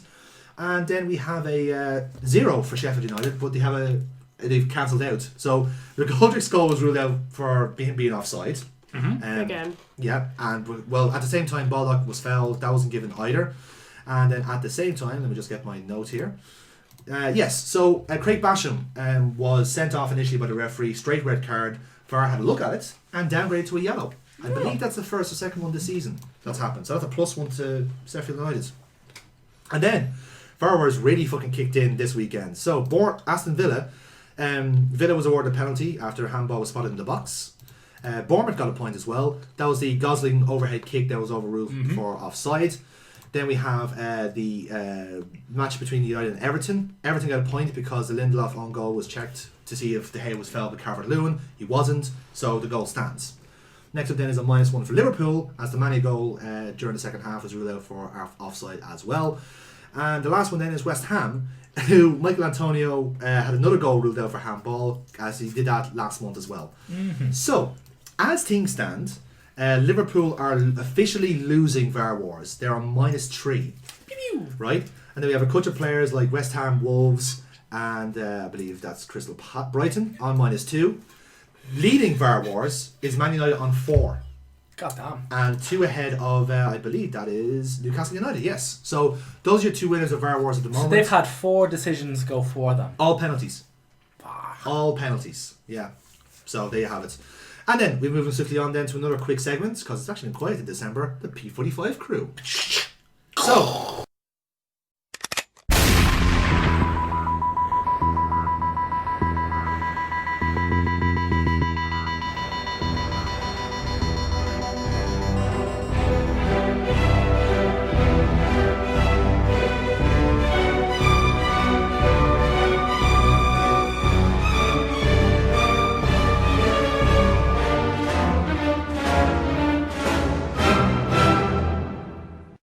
Only 2 seconds to talk about this week. One from the League 2, which I know you all watch attentively. Crawley Town sacked their manager Gabriel Cioffi after a run of 11 games with only 1 win. Oh, that guy. Yeah. His last game in charge was a 2-1 defeat to Joey Barton's Fleetwood Town in the FA Cup second round replay. Yeah, you deserve to be sacked if you lose to Joey Barton. And one of the bigger ones this season, or at least this month, Everton sacking Marco Silva after the Merseyside derby on December the 5th. Replaced on the interim basis by suit and sweatband Duncan Ferguson.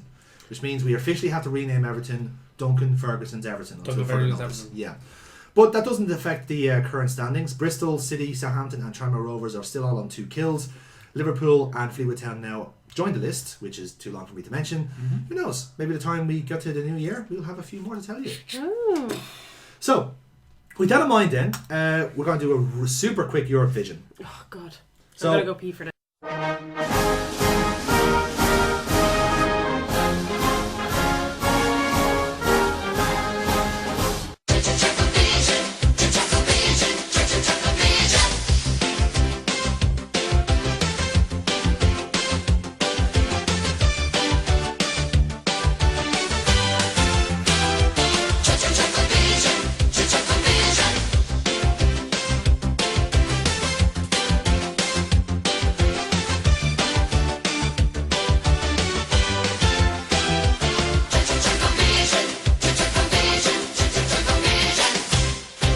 Yes, do that, yeah. Considering I you've got no say in this matter. Yeah.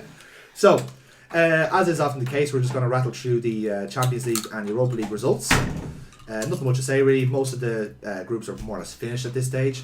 Group E started off today, which was Napoli 4 Genk 0. Yeah. They tried to do their best to offseat Liverpool, who beat Salzburg 2-0. I watched this match. Genk get a P45 bullet because, as it turned out, Ancelotti got sacked. They actually got sacked after that game. Obviously, his objective was to win 14-0, and it didn't happen.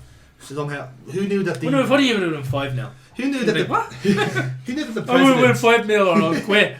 Alright, then fine, I'll hold you to that. Yeah. Win 4-0. Isn't it shocking to see that the president of a Serie A club is somehow unreasonable? Like, that's crazy to me. Like, how could you not be? An unstable Italian president. Yes. No, I can't imagine. No, that. never. No. They're all great bunch of lads. Mo- But this game was great. This was the audition for Minamino, who hopefully will be signing by the time we come back on the podcast, for a cut price deal of £7.5 million. I wanted to share this story here because it's kind of a bit of fun actually. I didn't know this, but Minamino will be the 5th person we've signed from the Red Bull Academy. Right? Here's You mean the the name. disgustingly flavoured... Oh, sorry, yeah. drink? No, this is the real Red Bull. This is Red Bull Salzburg. Okay? Who came from that academy. You got on that list Sadio Mane, Naby Keita, Joel Matip, and Roberto Firmino. So how about that? So we've basically been doing a Southampton on Red Bull Leipzig. Sorry, Red Bull Salzburg. Not Fentimann's Rose Lemonade Leipzig, which we'll get to later. But yeah, fun game for the start off because Salzburg were just fucking hammering us. Like, if results were going their way, they were going to knock us out of the Champions League and they go for it. But didn't happen. The unit was in Dejan Lovren's, I can't believe I'm going to say this. The unit was in Dejan Lovren's pocket for the entire game. And the reason he was because he's fucking off to Dortmund. Yes. So the whole Red Bull Salzburg team are getting poached. Dortmund, who, by the way, fucking pimped it Yes. with their fucking blackout jerseys. Oh, The blackout yes, jerseys. yes, I yes. also agree. Oh my god. Oh my Brilliant God. jersey. Brilliant jersey. If there was ever an item of It's the clothing, best blackout gear. If was there ever an item of clothing you'd want to have sex with? Oh, I don't know. Bruce Banana. Oh yeah, the The original one though. Right? Yeah. Yeah. Which they've re-released, by the way. Yes, If I we did noticed. again. Yeah, I like our retro gear too. Not as good as Arsenal's though. No, the fucking the Dortmund stuff, like the blackout kit, like completely blacked out with just the crest and They always- silver lettering on Yeah. the back. They always seem to have the best fucking gear. Even their tracksuit tops are amazing. Yeah, Yeah. like, no, but this was apparently that was like a tribute to the coal and steel. Yeah. Because Dortmund was the coal and steel kind of industry heart of Germany, so this was a harking back. Because it's their 110th anniversary. Exactly. I have been told very, very good things. AC Milan, they're about to hit it their 120th anniversage. Oh, and they're And going to get a... I've been told that their 120th anniversary edition jerseys are going to be sex. So, tune in for that, folks. Much sex are being worn. Yeah. Well, the conversation was about Red Bull Salzburg. So basically, the entire front line is getting sold. Minamino's going to Liverpool. Yeah. Unit's going to either Leipzig or Dortmund, likely Dortmund.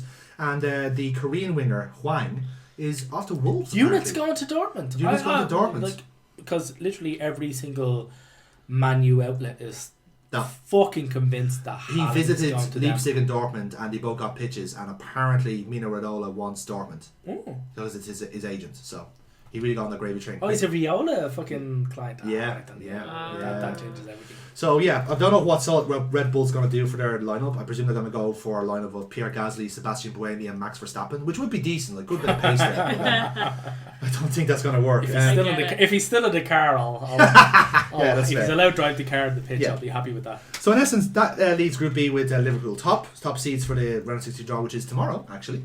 So look forward to that. Napoli will be second seeds. Salzburg going to the Europa League. And Can I jump in on Eurovision? Please do, yes. The Women's Champions League has been revamped. So they are going to allow 3 teams from the FAWSL into the Champions League.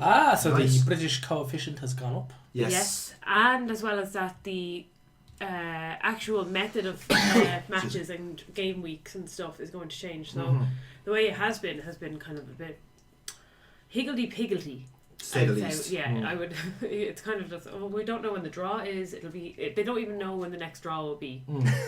Like it's. It's a mystery. It's like the car. Yeah. It's like the Carabao Cup. I can So, like, find out until like 2024 when Yeah. the next Carabao Cup fucking draws. Yeah. So, yeah, we're gonna find. We're happy to know that the Women's Champions League draw is taking place in an Asda in Milton Keynes. So they're going to try group stages as well, which Oh, is cool. something that they haven't done before. Yeah.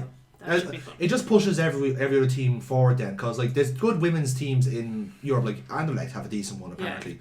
I've heard Leon have a decent as well. Leon are okay. I think like you could cut them in half. I think like only 7 of the top 10 Ballon d'Or nominees are in the Leon team. Oh my god! Like if anything, they're fucking underballing. If there's any reason to blame Megan Rapinoe, that's it. She broke the chain. You fucking frauds. Yeah, if Kerr had gone to Leon, that would have been a that's fucking... it. Game And over. that was gonna stop football. That was one of my transfer goals. Indeed it was. Ah, flashback, lads.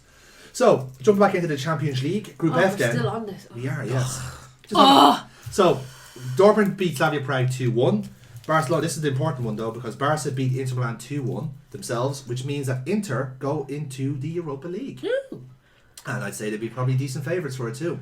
Quite a lot of big hitters actually. Which we actually miss out on because we finished top of our group. Yes. So we miss out on them and Salzburg. And you'd be relieved about that, like totally. Disgustingly flavoured, sugary energy. Old Mood Cider, Kiwi and Lime, Leipzig. So, yes, so exactly. So Barcelona top, Dortmund second. I'm genuinely looking forward to. Please give us Liverpool Dortmund. I don't care if you get knocked out. I just want to play the unit again. Yeah. Just come on, give us that. You know you want to. Play the unit in the Dortmund style. Love it, love it, love it. Like unit has If you've still only got 2 fucking centre backs, he's gonna eat you alive. Neil, listen to the lineup. Unit, Hazard, Baby Hazard, Sancho, The good Hazard. and Rice. That's the front four. Yeah. Fuck me, like. And then the most Irish Danish man to ever live, Thomas Delaney, running the show in midfield. Delaney plays for fucking Dortmund, doesn't he? Yes, he does. Motherfucker. Yep. So, Group G then. Benfica beat Zenit St. Petersburg 3-0. And the other game in that group was a 2... Benfica. Yes. No, this is, again, quite important because Leon drew 2-0 with Fentimans, Rose Lemonade, Leipzig. And that actually saved them because this whole group turned on its head. So, Group G ends up with Leipzig, top. Lyon, who were third at the time, now second. Benfica were bottom and are now above Zenit to get into Europa League. Superior goal difference. 1 goal in the difference, so there's the 3-0 win. Oh. Yeah. So Zenit were actually top like 2 weeks ago and finished bottom. So they don't go into any European league. They're gone. They're gone back to the motherland. Shocking. Yeah. Group H then was Chelsea's group. A bit like touch and go at the end, but Valencia beat Ajax 1-0. Big fucking hot take there. shocker, Yeah. actually. Chelsea beat Lille 2-1. As it things stood, like Chelsea were comfortable enough, then fucking like Remy came back from the shadow realm and scored against them. And they got another goal. Chelsea would have been knocked out because of the competitive with Ajax. Oh, the head-to-head fucking things, yeah. Yeah. Now this is the gas thing. Because Valencia beat Chelsea, they get top seeding. So Chelsea are second, and they could get the likes of Barca, PSG. Thankfully, obviously not us. Juventus they can get as well. So no, it's not. Oh yeah, they can't draw another English team until the last 8. Yeah. Quarterfinals, yeah. Ajax going to the Europa League, which is a huge shock. Like this group was so close in the end. Like 11. Like genuinely, Chelsea and Valencia have the same goal difference. It was just competitive. So 11 points, head-to-head. 11 points, and Ajax 10. That's how it ended up in the end. Friday's football was pretty much redundant as far as I can recall. Real Madrid beat Bruges 3-1. PSG beat Galatasaray 5-0.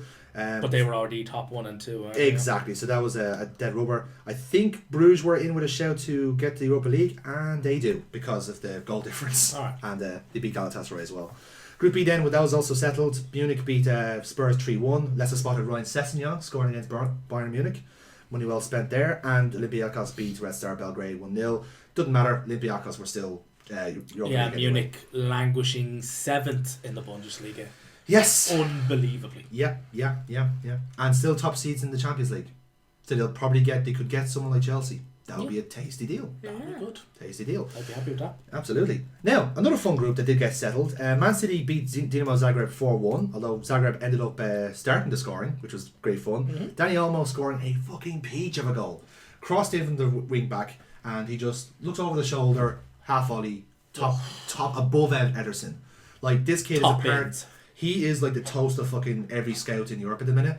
There's like 5 clubs looking for him, and they're all Zagreb's going like, yes, you can have him for 13 million euros and your firstborn child. They're going full Dr. Evil on him. Oh god, yeah. Like this kid is actually really, really good. He's another 21 Spanish international, and instead of like staying in like I think he was Sevilla or Valencia, he said no, I'm going to Croatia and I'm going to run the fucking league, which it worked. I think United want him actually, as far as I can remember. United want pretty much. Yeah. United need pretty much everybody. Yeah, exactly. The other game that was actually quite important was Atalanta beating Shakhtar Donetsk 3-0 in Ukraine, which means that Atalanta qualify for the last 16. God damn. They started off. They play underwater. Like that's such a feat. That's not Like how their they last league operate. game was against like a fucking school of dolphins. Yeah, Poseidon FC, I think. Yeah, good game though. Actually, really good game. Liquid football, you might say. Absolutely, yeah. So I ended up Atalanta. playing against 10 fish. Atalanta actually broke a record because they became the first ever team to lose their first 3 games of the Champions League and then qualify for the last 16. What a time to be alive. So they are genuinely a statistical anomaly, which is the most compliment you can give Atalanta, really. Shakhtar go into the... We're adequate! Adequate! So Shakhtar go into the Europa League. Default. Adequate by default. The 2 sweetest words in the English dictionary. And the last group we'll talk about is Group D, which was settled already. Atletico Madrid 2, Lokomotiv 0, Leverkusen 0, Juventus 2. If Leverkusen wanted to qualify, they had to beat Juve, which they did not. So I believe Leverkusen goes into the Europa League, which they do. And speaking of the Europa League, not much to say really. I think it's fair to say, lads, it was all fairly quiet on the Western Front, wasn't it? Standard Liège, yeah, 2-2 with Arsenal. Slight there was a hiccup towards the end, like 2 massively deflected goals. Now, actually, the first one, like you could talk about the second goal, because that was kind of lowly deflected into the far corner. But the second goal was literally one of those ones where it was going one way, hit his arse.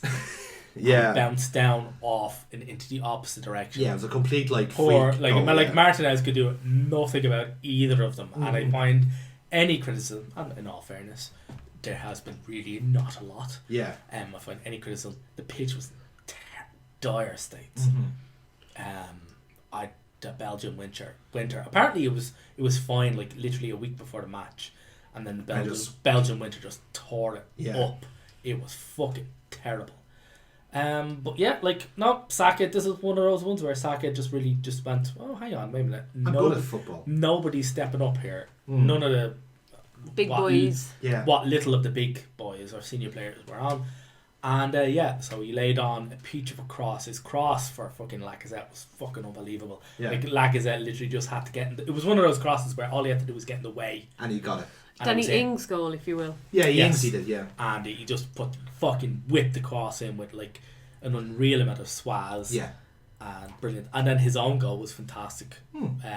Assist from Martinelli. Yeah. Who drove the team on to the point where he got a start against City. Yeah, deserved it rightfully. And he's the only bright spark. And he drove it on, laid it off for fucking Saka, who jinked across a good portion of the left half of the box, and decided, that far corner looks tasty. Boof. And just swerved it in the left half. It was a brilliantly confident goal, and confidence, which is something that the Arsenal team seemed completely shorn of. Yeah, it was actually great for meme quality as well, because there was a point where Frank were leading quite well with Victoria, and then Standard Liège were going we have a chance here if we score 4 more goals. Yeah, exactly. To be honest, we went into the game needing to lose by 5 to not qualify. Which is the thought must have crossed our mind. Fairly good position, although in all fairness, when the second goal went in, I was like, oh, they're scoring with every shot they've got. It's gonna be one of these games. It's gonna be emotional. It's gonna be one of those games. But no, it didn't. Even in the Arsenal, couldn't self-destruct to that magnitude. And we have pretty much raised self-destruction to an art form. Yeah. But in any case, due to that result and the result against Frankfurt, so they bottled. They Spurs did. Yeah. We actually wound up top of the group, so we miss the likes of Ajax, we miss the likes of Inter, Leverkusen, Inter Milan. Yeah. Benfica. Benfica, we missed Benfica. Although I would actually quite have liked Benfica because I would have had the opportunity to go to Portugal to watch that. Hey, quarterfinals are still a thing, lads. Just saying. That's possible. But any case, yes, we miss all of the bad bullets, and so we get quite a softer run into. So we get knocked out by a European minnow. Absolutely, yeah. I look forward I'll have to to check crashing out against FC Brugge. I was about to say, I'll have to check if F91 Dudelange from Luxembourg qualified. I don't think. Can we crash out against the young boys? The young boys, they're still in, aren't they? They actually are. I was actually going to check that group first, but the one I forgot there was Celtic losing 2-0 to Cluj. Yeah, which hard to believe they don't like being in Cluj at all. But in any case, they were already top of the group. Much of a muchness. There was literally no result they could lose by that would have not seen them. To qualify top of the group. They could have literally fielded all of the backroom staff. It was And still qualified off the group, so it was literally a meaningless Yeah, match. I think Cluj actually were qualified as well, but I think Lazio had an outside chance and then they lost 2-0. So Lazio are out of the Europa League as well. Oh my god, they're such a shot. I remember when Lazio were like literally like, oh my god, we're Yes. playing Lazio, we're gonna. They were so dangerous. They were a subplot on Dream Team. That's how bad they were. Absolutely, yeah. Yeah. They were literally the comic book villain of fucking football, and now they're. Can we just say, by the way, we really should like get Dream Team onto Netflix. Like, people need to experience that show. It was brilliant. Just so shit, and so shit, and so shit, and so People shit. need to experience Dream watch it. Team like people need to experience malaria. Yeah, well, it's a good life experience. I'd rather watch the Renford Rejects. I'd rather have malaria. What was the other fucking awful soap opera? Footballers' Wives. That was fucking terrible as well. Oh, God. Yeah. Well, the whole thing was based in not QPR for some weird reason. Not QPR, yeah. Yeah. It was like Earl's a really Court. bad subplot to try and shoehorn as much sex as they could into Yeah. daytime TV. Then realised they couldn't shoehorn as much sex Mm-hmm. as they wanted. So there was a lot of implied sex. Yes. Like two people would go into a closet and then come out looking dishevelled. And I'm like, oh man, I want to see them doing it. Yeah. So, the other results that mattered to us: Rangers drew 1-0 with Young Boys. They actually qualified with that. I understand. 2 red cards in that one. For some reason, Ryan Jack was booked twice. I think that's a mistake. Never mind. So just the one standing off Well, there. what was a mistake? The fact he was booked twice, or the fact that he's got 2 first names? Well, it says like it's right. Yeah, well, that's obviously unforgivable. But they say like Ryan Jack sent off the 93rd minute, and also Ryan Jack sent off on the 90th plus 3 minute. So just in case, semantics is a big deal, you know. Wait a minute, did they send off Ryan on the 93rd and then send off Jack? Yeah. They were like Miss James Yeah. Hamilton, yeah. It's like I can do football. He just switched jerseys. Yeah. Brian, Jack. And they keep doing cartwheel there. Wolves beat Besiktas 4-0 at home. Diego Jota scoring an 11-minute hat-trick, which was going to be a record until someone run the clock and realised he missed out on the record by 4 seconds Oh, well, in the Europa League. Man United also beat Alkmaar with the same scoreline 4-0. Mason Greenwood scoring 2, which is nice. Juan Mata. Let's have spotted Juan Mata scoring a penalty. You love to see it. He also racked up like about 2 assists or Yeah. something like that. Like. So while we have you here then, the teams that you could face in the Europa League, you've got Apoel Nicosia, FC Copenhagen, Getafe. Nicosia. What? Applewell. Apple is it not Nicosia, Nicosia? yeah. Nicosia, that's how it's Nicosia. pronounced. Nicosia, yeah. Motherfucker. Yeah. So retract that. Your shit, and you know you were. So Copenhagen, Getafe from La Care Liga, about these people. Sporting Lisbon, by the way. That's it. Nice. Actually, PSV. Lisbon would be good. PSV knocked out in that group, by the way. The top of that group was Austrian side Lask Linz. There you go. Copenhagen, though. Copenhagen, yeah. Cluj from Romania. Yeah. Obviously can't face Frankfurt. Rangers, that's a possibility. Ludogorets from Bulgaria. I think you got them last time as well, didn't you? Yeah, Yeah. so that Yeah. means we're going to get them again. Yeah, Wolfsburg. It's going to be another our option. Bayern. Ooh. Ludogorets. Like, this is how far we've fallen. Roma, lads. Could have Roma. Yeah, Roma's an option. I'm not, They up, still to allowed it. I'm not up for And- getting stabbed. And AZ Alkmaar. Those are your Didn't options. we play them last year? Roma. Oh yeah, we did. And they trashed Pieburi Corner. Yeah, they Yeah. did, yeah. Because we shut them out. Like we absolutely like we beat them solidly over both legs. Yeah. So there you go, there's your options. What would be your favourite trip? Surely Copenhagen would be a nice one, wouldn't it? I'd love Glasgow. Lisbon. Oh, yeah. Stevie Gerrard applying for the Arsenal job. Lisbon, yeah, Lisbon, Copenhagen, or the blue end of Glasgow. Yeah, that'd be nice. I have a lot of friends in Glasgow, so Yeah. that would be Yeah. grand. I would, for us, And they're all Celtic heads, so they fucking love it. Yeah. If I popped over in an Arsenal jersey and we beat them, they'd all actually be like, yeah, up the fucking. They'd be singing like, oh, she tied the yellow ribbon. What's the rest? What's the rest?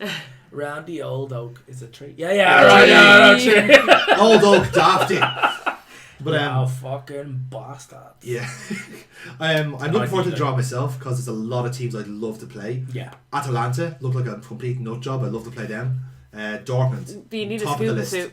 Yeah, well, that's true. Yeah, to be fair, like Salah's pretty good underwater. Like he's aerodynamic. If you got Minamino now, who sounds like a Are you fish. sure? Like I always His thought hair- all of is his. that I always like- thought Salah would be quite bad underwater because all Yeah, all his the hair- bandages would get wet. His hair would act like a super At sponge. that point, we would have cloned Salah so he wasn't injured anymore. That's top secret, by the Oh way. no, you don't mummify him before the match. No, Bollocks. Yeah, no. That's a rookie mistake. We did have with Yeah, Lovren. yeah. All right, yeah. And Joe Gomez when he's fit. So yeah, I'd love Dortmund. Dortmund is top of my pick. I want them. Even if he get knocked out, I just want to play them. I think we can get Atletico, which would be a rough one. But that Atletico side have like the same attacking prowess as Stoke City, so I wouldn't be too worried. Atalanta, it's getting through that. Yeah, Atletico. Leon, love a game against Leon. Yeah, just a complete mental team. Like Depay is there, your Gorkuf is still there. Like, it'd be great. So, actually, that draw is on Monday. So by the time this goes out, we'll know who we have. Hopefully, one of us is right. So, we're gonna end this bumper Christmas episode with a Christmas blockbuster, lads. Amen. I'm even gonna change the jingle for this with hopefully non-licensed Christmas music. If not, it's the blockbuster theme you all know and love. So.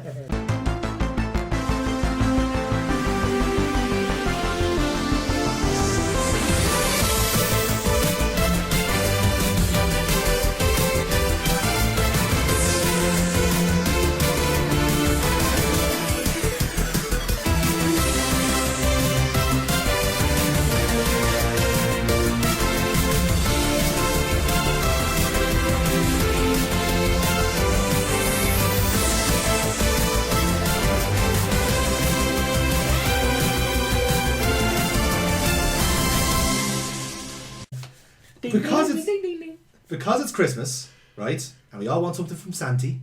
I'm going to ask you the question. Santi You just predicted my question. I so want Cazorla back. What's the one present you want from football this Christmas?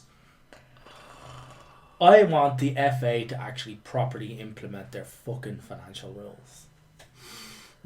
It's not going to happen. I'm not going to get it. In much the same way as in that one Christmas where I got like a catalogue of Mega Drive games that I read out. It was like 400 of them, and I drew out a list of nearly 70 games and just handed it to my parents. It's like, oh, here's what I want, and they're like, oh, any of these? I was like, no, that's it. I want all of them, and they just started. No, you're not getting all of these. And I wound up getting none of them. And you grew up then to be the chairman of Manchester City. Yeah, I wound up to grew up to be an oil billionaire. Yes. Yeah, but that's just pretty much it. Like, that's what I want. I want the fucking financial rules to be fucking properly, because it's very obvious, like, that people have just been cheating it. I agree. You know? Yeah, that's a good shout. Like, winning the league is a very obvious one, but like, I'm not going to go with that. I want to go for something a bit more intriguing for me in my own head. I want Leeds to be promoted. I want Marcelo Bielsa in the Premier League, because can you imagine the mayhem of Leeds versus Sheffield United? Also, you or want Leeds versus Man City. Also, you want Leeds to get into the league at the same time that you win it. You don't want them being able to drop out, win the league, because they've won the league more recently than Liverpool. 1990, yeah, and you first don't Premier want League, yeah. don't want them dropping out of the league and then coming back in. Yes. In the fucking gap it's taking you to win it again. Exactly. I'm happy that they're there now. Now that the statute of limitations has run out, now they can come home. You get fed up with all the fucking Man U fans going, oh, in the time it took Schmeichel to win the league, he had a son, raised him. Yeah. And then he's won the league fucking Leicester before Liverpool have. Another Christmas present I want, just to show this out for the banter, right? As a stocking filler. All those United. As a stocking filler. All those United. This is the best blue stocking filler you'll get. I want Everton on New Year's Day, when everyone's nice and cosy, turkey dinners, watching fucking the royal family again, announce it on Twitter at like midnight so no one notices. Everton have agreed a deal for Unai Emery to be our next head coach. And just Everton. We need, come on lads, Everton. Good evening, this is the Everton. Dominic Calvert Louis Brian. We've got to call you Brian. He'd be reunited with Iwobi. Yes. Yes. And you'll see what Theo Walcott was. Yeah. I've heard about you, Theo. He has a plaque on for some reason where you're doing this 2-0 symbol. What does that mean? What does it mean? That's actually literally his best moment. Yeah. Yeah, in fairness. Rachel, your Christmas present. What do you want from football this Christmas? This Christmas. And don't ask for the quality, because you women always shite on about it. Honest to and we just don't give a fuck. Like, I'm morally obliged to talk about women's football. We don't care. Like, just once. Just want to play. Go back in the fucking kitchen and cook some eggs, alright? Be realistic. Be realistic. Here, have an egg. There you go. Yeah. Easter eggs for Christmas. Yes. Okay, well, I was gonna say that. Shock horror. Wow. But if I can't go for that, Naive Reach into the bitches. fucking choir. I would like Ireland women to qualify Yes, for a absolutely. major tournament. 100% Happy yes. about that, yep. Yeah, and they will do it. They will do it with. Ooh, They will. yeah. I think so. Beat Ukraine already. They're our main threat. Maybe Greece, but no, I think they'll do it. Yeah. They've got the right coach in mind. They've got Megan Campbell, who's able to throw things through space and time. That's great. Like that, you can do anything with that. Like might as well have a fucking portal going on the team. Like that's great. Yeah, no, that would be Yeah. mine. Simple, because I think they deserve it. And So- I would love to go see some games. Fucking by any measurable metric. Yes. So our 3 Christmas presents we want is financial equality from Neil. Woohoo! Shows See, proper equality. Men's the equality. real capitalist equality. Absolutely. The men Equality want. between people who've got testes. Yes. Apart from them, those other ones, the ones that don't have them, the have-nots.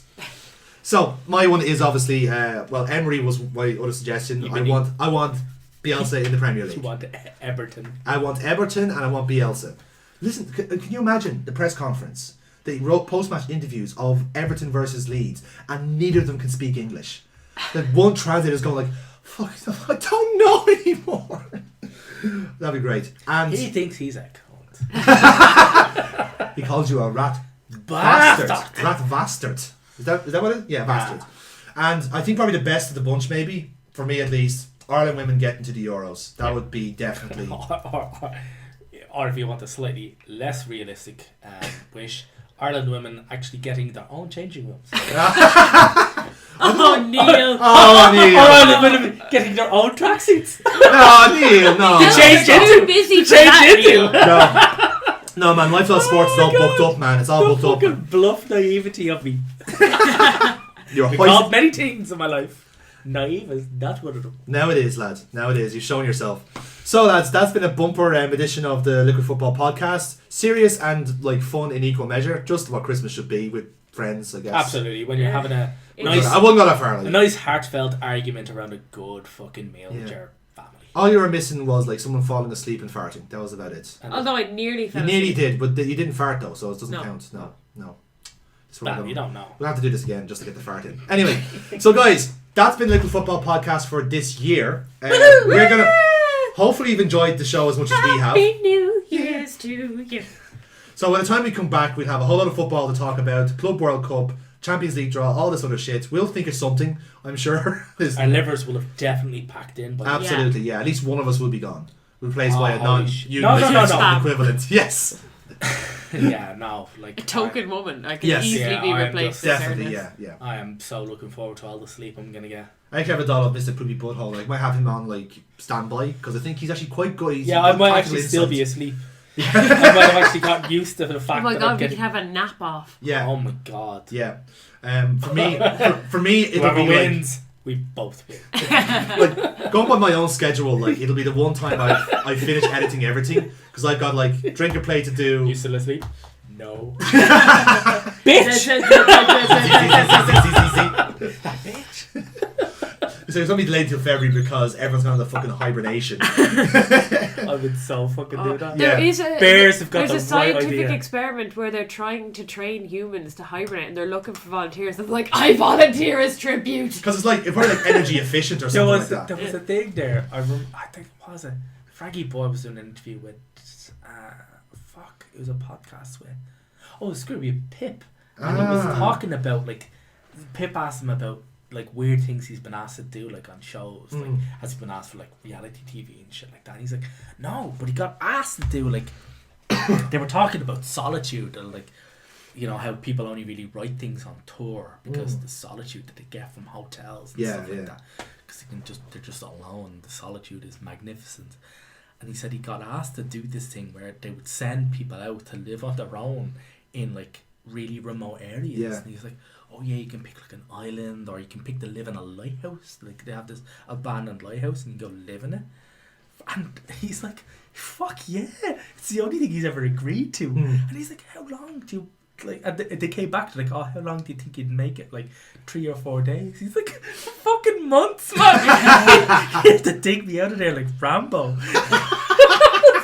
You have the carpet bomb the place to get me out of there. Like, the solitude would be magnificent. I said, And just- that's what I'm looking forward to, Yeah. like in Christmas. I think about like maybe going like away 100,000 Man United fans will join you on that lighthouse because man. they're gonna hate the next couple of months. But Just the hubris of it all, of like seeing Jordan Henderson potentially lifting the Premier League trophy. That's what's gonna set him off the edge. Like, it's just they can't deal with it. That's just it. That's what I want. I want the loneliness of fucking Just the absence of loneliness of humans. Christmas. Just to be able to sleep and draw and play games. Yeah, That's all. that's the dream. Yeah. I'm like at the amount of notions I've had with my stationery buying. It's just been. I'm so impressed and jealous. Oh my You have this kind of like battle between the two of you to see who can be the biggest stationary nerd. Like just throwing pens at each other to see who No, picks I first. would never throw any of the pens that I've got. Like, Well, the ones you discard, If obviously. I throw a pen at her, like she'd keep it. No, that's true actually. Yeah, it's like an Thereby arms race, I'm yeah. just feeding her. Yeah, that's a good point actually. Yeah. Like I just got a load of like Sharpies. Yeah. And like the metallic Sharpies. Mm, And yeah. it's just like There's a sheen on them. Yeah, there's yeah. like 5 shades of them, and it's for drawing on black paper. And Yeah. I got a load of black paper at home. I was like, what are we doing with like sheets of black sugar paper? Like what? What are we what? This Who was an am I? idea. I bought a pencil wrap. Like it's a wrapped bag that you wrap up. Like it's beautiful. It is truly gorgeous. I got it for €11. Like literally nothing. And it's just this wrap, and there's a tiny little ruler. I'm not gonna use the ruler, but there's like an eraser and a sharpener. I'm and so it's just cool. I don't need to use a So ruler. I'm edgy, huge. so edgy, a man. Straight huge edge. amount of fucking pure, and it's brilliant. And it's got every H grade of fucking pencils and all of the colors, and it's truly gorgeous. And I'm sitting there going like, what am I like?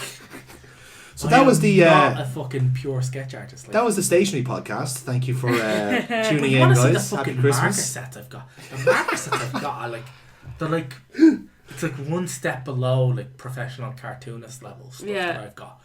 It like the stuff is incredible, and I'm like, what am I doing with this stuff? I don't belong here. It's like I'm an average guitar player, and I have a custom Gibson in my fucking front room, and I'm just sitting there going, what am I doing with this? Like, You're just showing off now on the podcast. I'm not even This is all showing off. this is. You're totally If are. anything, You're I'm just big I'm dogging the highlighting. entire I'm audience here. highlighting my own deficiencies. Like this equipment, I'm actually being usurped by my own equipment. By your own materialism. I've got a £9 guitar in my fucking front room that's better than I am. It just sits there. and everything. It just sits there. That's Yeah. all it does. You can get him on the podcast actually. To Like, be honest with you, go for it. Yeah. The fucking sound quality you get out of the prick is brilliant. yeah, no reverb at all. Fucking hell. Right, Rachel, guys. Rachel picked them up and she's like, oh my god, this is so heavy. So guys, that's it. That is our podcast for now. That's kind of kicks off our kind of Christmas week of content. So cut out loads of Yeah, a little bit, stationary yeah. stuff. We're gonna- like 10 minutes of me trying to wrap this shit up. No, I want to talk about pencils. We'll get a separate podcast. No. Ooh, a stationery podcast. That was liquid markers. Those are liquid gel pens.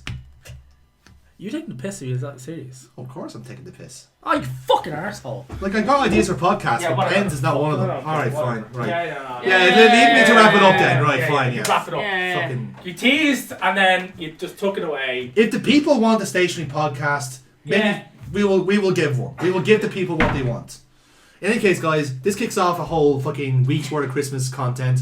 Go to our YouTube channel, Monday Madness LP. You'll see our Christmas drink and play. We played something horrendous. Oh, for fuck's sake, Yeah, I remember this. We've got this. We've got our I fell asleep 4 times during the Christmas three playthrough. people fell asleep during this recording. I've still yet to I look back at actually, it. in fairness, Brogan slept Yeah. longer than me. Yeah, that's true. That's true. Check out. We have our second last round of Poke Madness, where we all play Pokemon games and then battle afterwards. We also have another edition of the Top 100 coming out. We're at the second last one as well, lads. The Top 20. A lot of hot takes coming, I can tell you that much. And lastly, probably the piece of the resistance, our big fat Bobcat quiz of the year. Oh, that is going to that- be fun. That's going to be fun. Check that out on New Year's Eve and New Year's Day, guys. So from now, that was Liquid Football. We've been Monday Madness. Have a wonderful Christmas, and we'll see you in the new year. Yeah, ho, ho, hoes. That's probably the most radio ending I've ever done. Like, fuck me, I might actually be getting better at this.